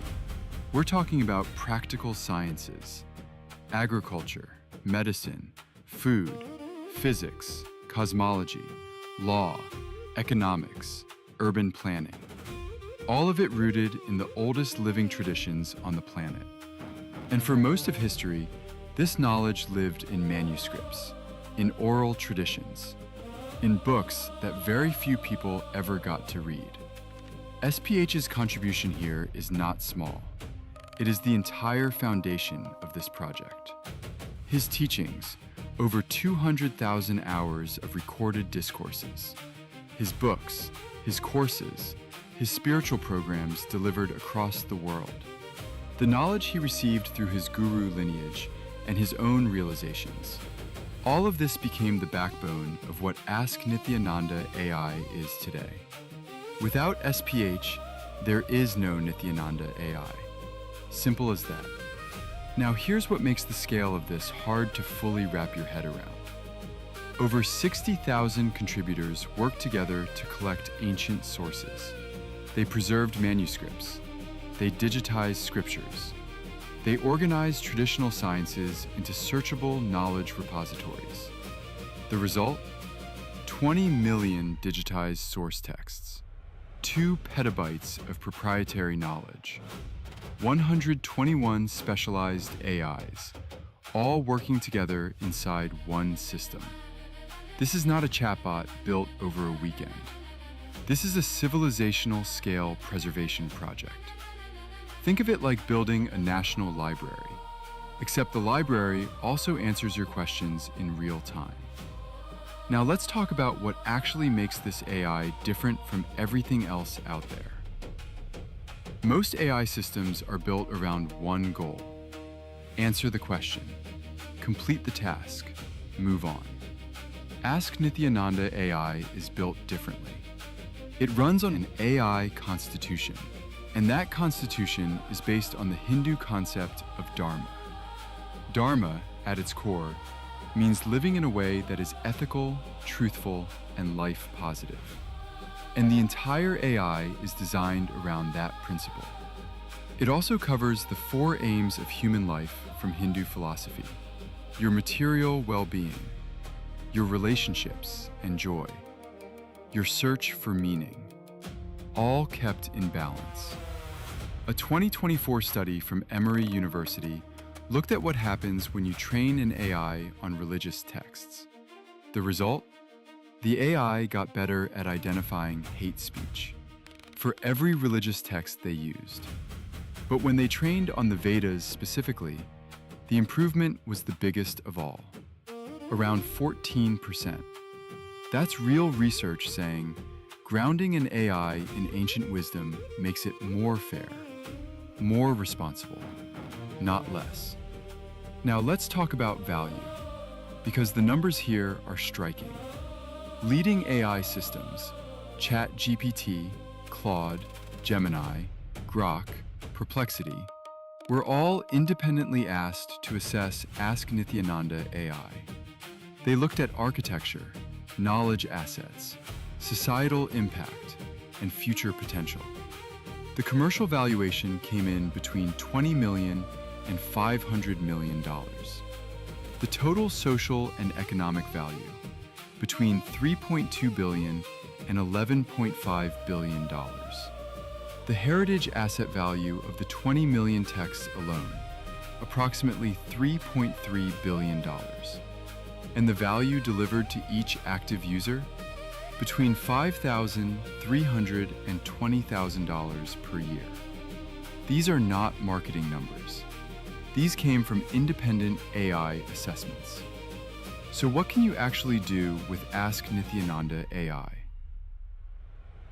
You can ask it questions about health, relationships, purpose, and daily life, and get answers rooted in thousands of years of tested wisdom.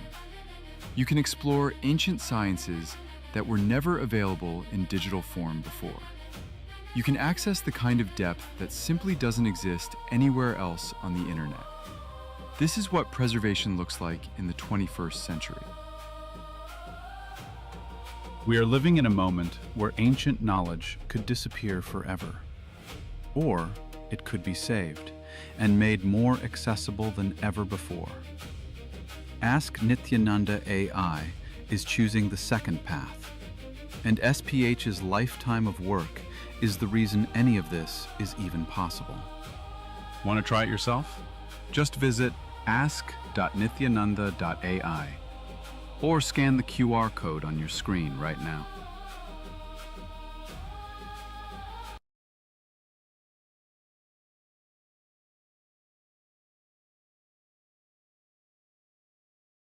Medicinal plants, highly regarded as one of the great things, trilogy of Ayurveda. The Sushruta Samhita documented the etiology or more than 1,000 diseases, the use of 100 medicinal plants, and instructions for performing a course of surgical procedures. Then Shushruta even mentioned that much of what he practiced was directly revealed by Dhanvantari, the Hindu god of Ayurveda and medicine. Now we're going to be listening to the Atma Pramana. Atma Pramana are basically the Supreme Pontiff of Hinduism's personal experience. Over here, one day when the Supreme Pontiff of Hinduism was actually riding a horse, the horse got startled and therefore the Supreme Pontiff of Hinduism fell off the horse and basically landed on the ground. At that very moment, when Swamiji was getting up, Swamiji noticed something was not right. However, there was not a single ounce of pain. Swamiji's Yogacharya always told that he would be in a painless body and have painless death. But only after the fracture and surgery, Swamiji was able to see that actual truth happening.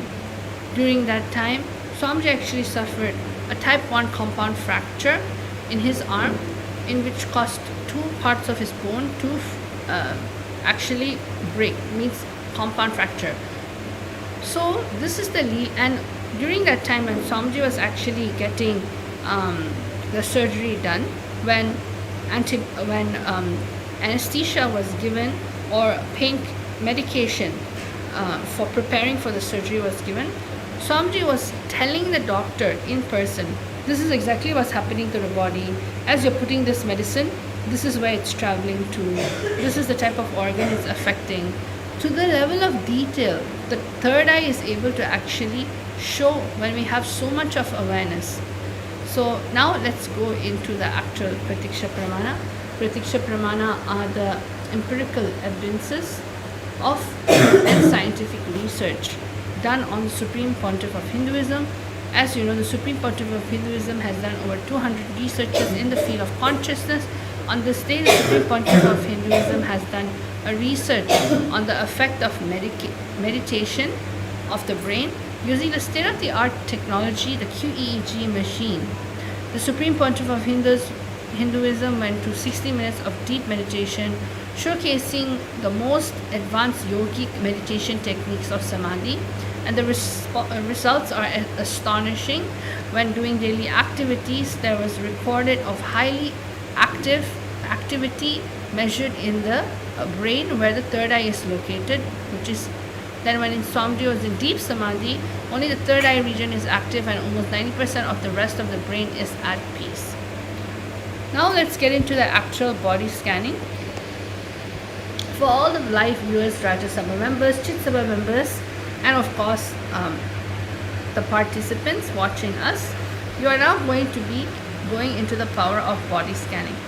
I'm going to just put a little disclaimer. The power of being able to identify the medical history of a person. You're going to be connecting and require your partner's consent if they are comfortable, and if they are not, please refrain, and if they are, go on for this power manifestation. So how do you manifest this power? What does it actually take to manifest this power? It is extremely simple. In Kailasa, you just receive a single initiation from the Supreme Pontiff of Hinduism himself. When you receive initiation, your whole system is just ready to ooze out, to manifest powers. There is no such thing as qualification. It is not that you're not yet doing it, so therefore you have to practice something. It is a just simple feeling connection with the Supreme Pontiff of Hinduism, direct divine. So now you're going to get a partner, for example, Ma Virija. Ma Virija is someone that I have not shared my medical history. She doesn't really know what actually is happening to me. Of course, if I'm wearing, let's say, glasses and I have eye power and it's something obvious, she's not going to scan and tell me I have eye power. You're going to sit with someone who you don't know at least past 5 years of medical history. Means other than what's happening and it's something obvious that is there on the actual physical body, you should be using your third eye to go in deeper. Just like how the Supreme Pontiff of Hinduism was just able to tell exactly what was happening in his own body, we are able to actually scan the partner's body and tell what happened in the past for verification purposes. So now sit with a person who you preferably at that moment don't know your medical history, minimum 5 years. Sit with your head, neck and spine in a straight line. Why do we do this? This posture allows the Kundalini Shakti, which is located at the root of the spine, to actually raise up to the third eye and of course the Sahasrara chakra. When you have your spine straight, you allow Paramashiva to just land. Then you're going to sit as Paramashiva. Why sitting as Paramashiva is needed? Because only Paramashiva manifests. Only Paramashiva is doing everything. Only Swamiji as Paramashiva is manifesting through you. So when you have your posture upright and sit, understanding that you are Paramashiva, simply manifestation happens. Then you're going to remember Swamiji in your third eye and Anandagandha. This is one of the very important regions in the power manifestation. Third eye, bringing Swamiji in your third eye is evoking the presence of Swamiji. In the Anandagandha is actually the spiritual umbilical cord connection directly with Swamiji. So this is where the true awareness has to happen. Then next, we're going to declare a powerful cognition. Why do we do a powerful cognition? Because all the power manifestation in which we are doing comes from the Veda Agamas, specifically the Jnana Pada of the Veda Agamas. Means only with the powerful cognition, powers are able to unlock itself and manifest. You are Paramashiva, that is the powerful cognition. Only when you decide I am Paramashiva, Paramashiva just decides to manifest. Next, chant the password Om Nithyananda Paramashivam. This is the most ultimate powerful Mahavakya in which is revealed and initiated directly by the Supreme Pontiff of Hinduism himself. Just by chanting this japa, just by chanting this Mahavakya, instantly puts you in the space of oneness. So let's chant Recording 3 stopped. times. Om Nithyananda Paramashivoham. Chant from the navel center. Om Nithyananda Paramashivoham. Om Nithyananda Paramashivoham. As you're chanting, you will literally just feel the very presence of the Supreme Pontiff of Hinduism itself. Now, through the third eye, for instance, Mavrija is my partner. I'm connecting with Swamiji. Just have a conversation with Swamiji in your inner space. How you would ask for prayers, boons, how you would hold on to and have amazing conversations within yourself whenever you want whenever you're seeking for an answer and Swamiji is there inside of you. Just like that. Have a conversation with Swamiji inside your inner space. Ask Swamiji, oh Paramashiva, oh Swamiji, I would like to scan my partner's body. Please reveal to me what other medical issues that they have faced, past illnesses, past surgeries that you can reveal to me. You will just simply see Swamiji will be able to reveal not just the physical layer in terms of the external skin, but Swamiji will be able to reveal the different layers and the different system within the body. For example, if my partner, I'll be able to see that she would have a particular discomfort or disease happening in the level of her bone. So I'll be able to actually see the skeletal. Swamiji will show the skeletal structure, show exactly the region of the discomfort, and even tell the source of the actual pain. How did the pain happen and what was the source of the pain? This is the power of the third eye. So let's all experience that. Please close your eyes. Have a conversation with the Supreme Pontiff of Hinduism, Swamiji, within your inner space, and just see what is already being shown. Don't feel I need to sit, meditate, focus. Instead, understand it is already showing, tune in to the frequency by chanting the Mahavakya and bringing Swamiji's presence right now in your inner space. Once you see within that 30 seconds, because 30 seconds is all that is needed for you to manifest powers, because that is how easy it is. It has nothing to do with your logical, rational mind. It just is feeling connection with Swamiji. So let's start penning down whatever the third eye is showing within this 30 seconds to 1 minute. And also because all the viewers and all the Rajasabha members, Chitsabha members, those of you who's watching us live right now, right? When it manifests in the power, do not have any self-doubt. Am I, whatever is showing, is it really Swamiji showing or not? See, at this moment of time, the only person who can reveal anything is Swamiji. Because you do not know anything about the other person. There is only Swamiji who can tell you, who can reveal to you about the person, about the medical background of the person. So do not have to think, okay, am I manifesting, am I seeing it right? Recording in progress. It is Swamiji who is manifesting through you at this point of time. So observe clearly, what is it that you're experiencing clearly? What is it that you felt, what you saw, what you heard, or what you saw, anything, in every single aspect. Just observe yourself at this moment. Whatever Swamiji made you experience, just write down as it is in a piece of paper. Yes. And continue throughout this process. Continue to chant the Mahavakya internally. Om Nithyananda Paramashivoham. Let this japa happen in you simultaneously inside of you. You don't need to chant it out loud. If you would like to chant it out loud, you can do so. But if you need to chant it internally, just continuously have the japa happening inside of you. Just experience Swamiji's very presence.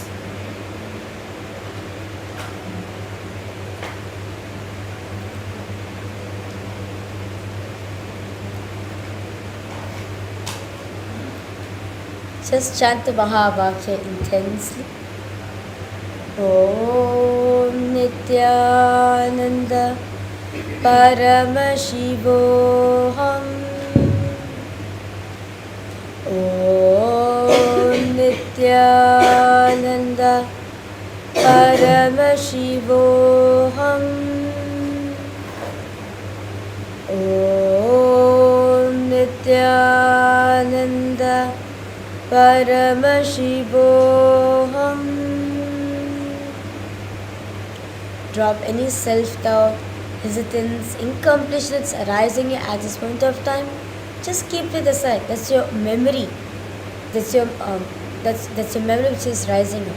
Just witness it. Connect the chant the Mahavakya. Connect the Swamiji intensely. You'll see Swamiji will reveal the answers to you very clearly, in a way which you can understand. All you need to do is you just bring that awareness into you. Swamiji, the Supreme Pontiff of Hinduism, is always showing for all of us. So what we need to do from our side, just tune in ourselves into the space of oneness. Just bring that witnessing consciousness in you. And by any chance, if any of the viewers, Rajasabha member, Chitsabha member, is actually doing this power manifestation and you are from the medical field or scientific field, just experience how the innate intelligence of the body starts revealing itself to you. It is actually the intelligence that's revealing itself to you, just like how in the Apta Pramanas, but the Shushutas, Rishi Shushuta actually got all this information directly from the god, Hindu god Dhanvantari itself. Now you'll just simply see how all the revelation that you want to know, learn, directly comes from none other than the Supreme Pontiff of Hinduism, Swamiji. So if you are in the medical field, you'll just see how just by connecting to Swamiji, you'll be able to see the depths of what is actually there. Nowadays, there are many unknown diseases happening in the world today where despite a lot of allopathy or despite a lot of medical intervention, it can only be handled in the level of the emergency layer, which is great. However, Sanatana Hindu Dharma is so unique the Supreme Pontiff of Hinduism, is reviving by the body scanning in terms of living biology. Many times, a lot of the medical information we have, like what the Supreme Pontiff of Hinduism has revealed in earlier satsang, is that it is mainly based on the dead, means studying organs which has already is dead. So basically, this is the biology of dead. However, body scanning is all about studying live organs, means living organs, living biology. So when power manifestation happens, you can study the body as it's breathing and living right now. What is its possibility as it's living and breathing? You don't need to wait for the body to actually stop working, and then based on that dissecting and finding out what is actually there in the body. However, you are able to actually see what is happening to the body, and as its progress gets updated, upgraded, you will just simply see how the information of the third eye will associate itself with that.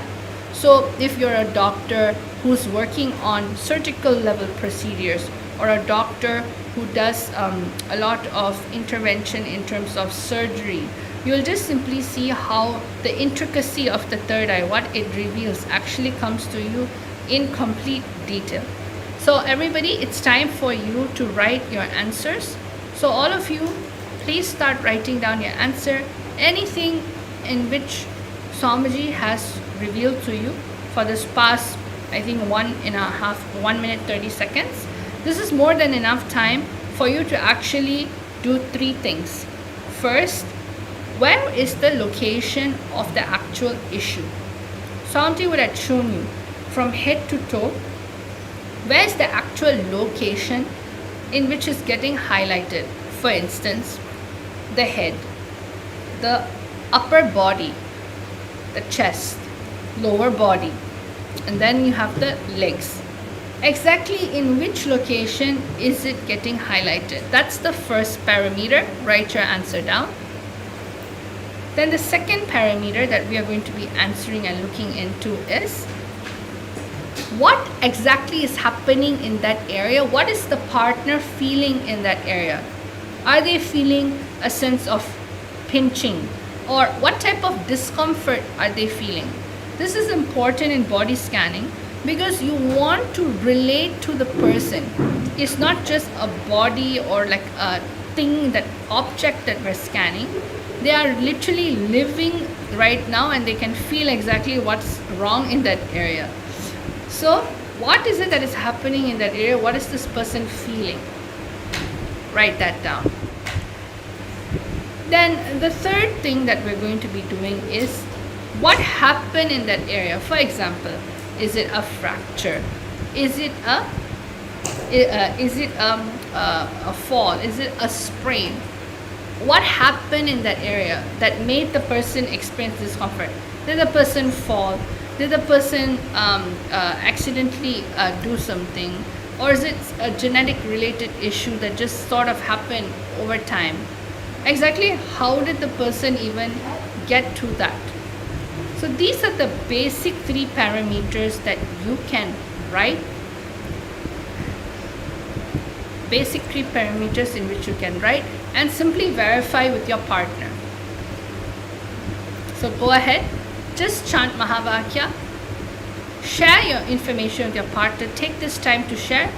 At this time, we're not going to even tell you that if you have self-doubt, there is nothing such as such. You're already manifested, already manifesting, even if you're yet to see. We never say that you're not manifested. It simply means the answer is in a delay. Decide to just align yourself at the moment. I am Paramashiva in this moment again. Let me connect and go into the space of oneness. Because you're already seeing what is being shown. Decide to just connect to that. So we have a few more minutes. We request all the viewers and all the participants to please go ahead, post and left comment section. we had a quick 21 round of the power manifestation. Because all of the post live comment section, what did you experience, at this point of time? So how does Swamiji manifest for you? I request all of you to please go ahead, detail post in live comment section. Only when you share it with others what Swamiji made you experience point of time, whatever you experience get embedded into your system. So sharing is very important. So take a minute, share it with every single one, your experience that you got from the power manifestation. And of course, do go ahead, verify with your partner as well what Swamiji revealed to you.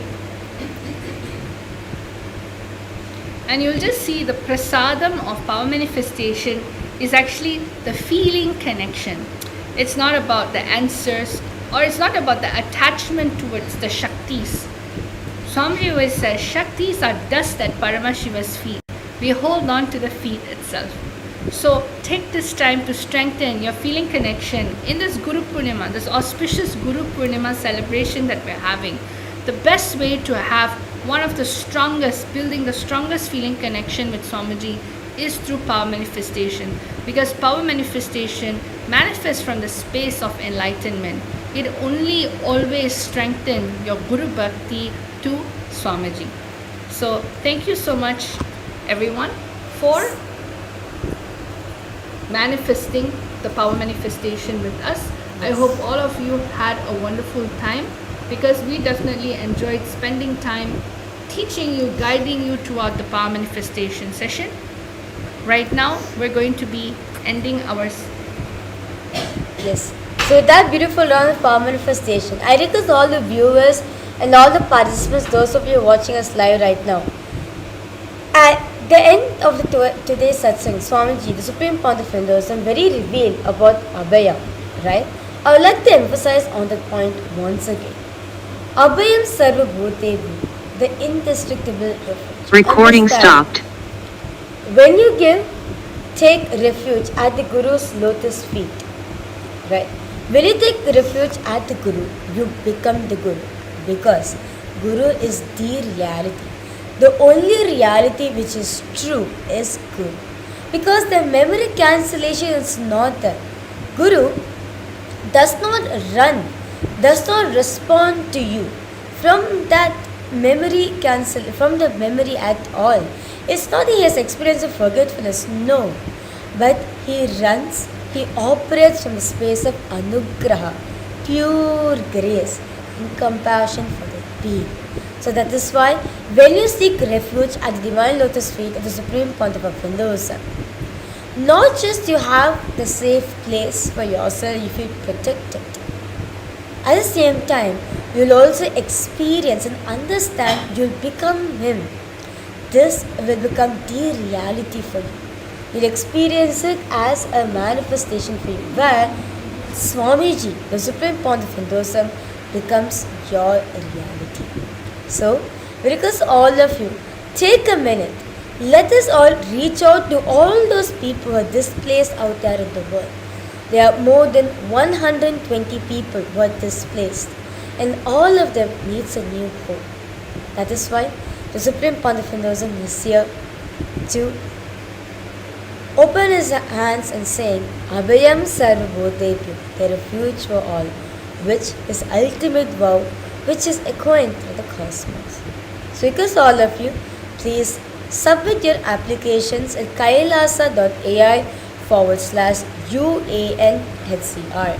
If you are seeking for a refuge, or if you know someone out there who's seeking for a refuge, or if you know any communities, or if you know organizations who are working in those fields as well, you can always enrich the other person with what the Supreme Pontiff of Hinduism, the initiative the Supreme Pontiff of Hinduism is spearheading, the Abhayam Sarvabhutebhyo. Till the last man on planet Earth gets protection, that is, it's our responsibility to spread this message wide and all for every single one. So once again, the link is kailasa.ai/UANHCR. You can submit your application in this directly from the UNHCR's refugees. Directly from that, they'll be coming in contact with you, contacting you, and so that they can talk to get more information about you and find a way how to help you the most best way and the safest way as well, as soon as possible. The doors of Kailasa is open for all of you. You can submit your applications until now, and on the auspicious day of Guru Purnima, the Supreme Pontiff of Hinduism is going to be launching this program for all of you. So, a few events that's going to be coming up in Kailasa. Upcoming, we have the 29th of July, which is the auspicious day of Guru Purnima, the day where we can offer gratitude to Swamiji. There will be a live presidential address given by the Supreme Pontiff of Hinduism. Do not miss it. Along with this, there's various different rituals as well. You can offer your gratitude to Swamiji. So do participate in these rituals as well. And along with that, we have the next UAN Summit. The Paramashiva Sena program is being conducted from April 1st to September 1st, happening in Kailasa, Guinea-Bissau and in Kailasa, Tiruvannamala. So with that said, let's all take a minute, offer gratitude as Divine Lotus Feet, the Supreme Pontiff of Hinduism, and conclude this segment with the Purna Mantra. Om Purnamadav Purnamidam Purnat Purnamudachyate Purnasya Purnamadaya Purnameva Vashishyate. Om Shanti Shanti Shanti Hari Om Tat Sat Sarvam Bhagavat Shri Nithyananda Paramashiva Padukar Paramastu. Om Nithyanandam. Thank you all, Nithyanandam.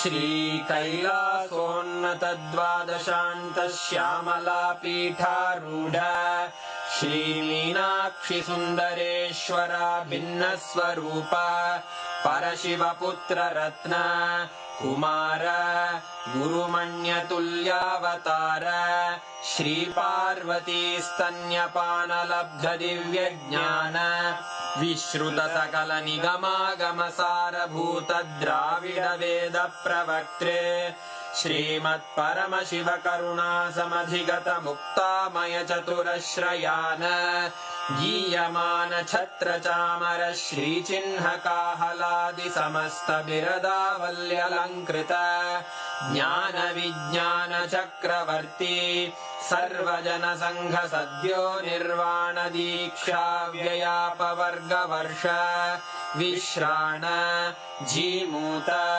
परमतकलभकेसरी शैवसिद्धान्तस्थापनाचार्य श्रीराजाधिराजपाण्ड्यमहाराजगुरु क्षपणशाक्यादिमहान्धकारनिवारणज्ञानभानु वीक्षणानर्हार्हध्वजोच्छेदनपूर्वक श्रीमद्वृषभध्वजस्थापक शैवसमयकर्त्रे सर्वज्ञपीठारूढ श्रीजगद्गुरु श्रीज्ञानसम्बन्धदेशिकस्वामि वागीशसुन्दरमाणिक्यवाचकस्वामिनाम् अवतारभूत श्रीज्ञानसम्बन्धस्वामि पुनरुद्धृत श्यामलापीठ सर्वज्ञपीठ त्रिनवत्युत्तरद्विशततम गुरुमहासन्निधान अरुणगिरियोगीश्वर परम्परागत अरुणाचल सर्वज्ञपीठ गुरुमहासन्निधान कैलास परम्परागत काञ्ची कैलास सर्वज्ञपीठ त्रयस्त्रिंशदुत्तरद्विशततम गुरुमहासन्निधान नित्योत्सव नित्यमङ्गल नित्यकल्याण नित्यरजित कैलास परम्परागत आदिकैलास नित्यानन्द पीठ महासंस्थान महासिंहासन पीठकर्तः साक्षात् श्री परमशिव समुद्भूत कैलास परम्परागत वैवस्वतमनु इक्ष्वाकु हरिश्चन्द्र भगीरथ श्रीरामचन्द्र शूरसेन इत्यादि अनवच्छिन्न सार्वभौम चक्रवर्ति परम्परागत चतुष्षष्टि योगिनी मण्डित चतुष्षष्टि सम्प्रदाय प्रवर्तक मनुधर्म शासन सूर्यवंश प्राप्त सर्वज्ञपीठ सुराङ्गी साम्राज्य मूर्धाभिषिक्त चूडामणे साक्षात् श्री परमशिव समुद्भूत कपिल महागुरु पुनरुद्धृत महानिर्वाणि पीठ अष्टोत्तर सहस्र श्री महामण्डलेश्वर साक्षात् श्री परमशिव सिंहासनाभिषिक्त समस्त गणनायक श्री महागणपति समारंभ अनवच्छिन्न पीठाधीश्वर गुरु परंपरा प्राप्त अटल पीठ अष्टोत्तर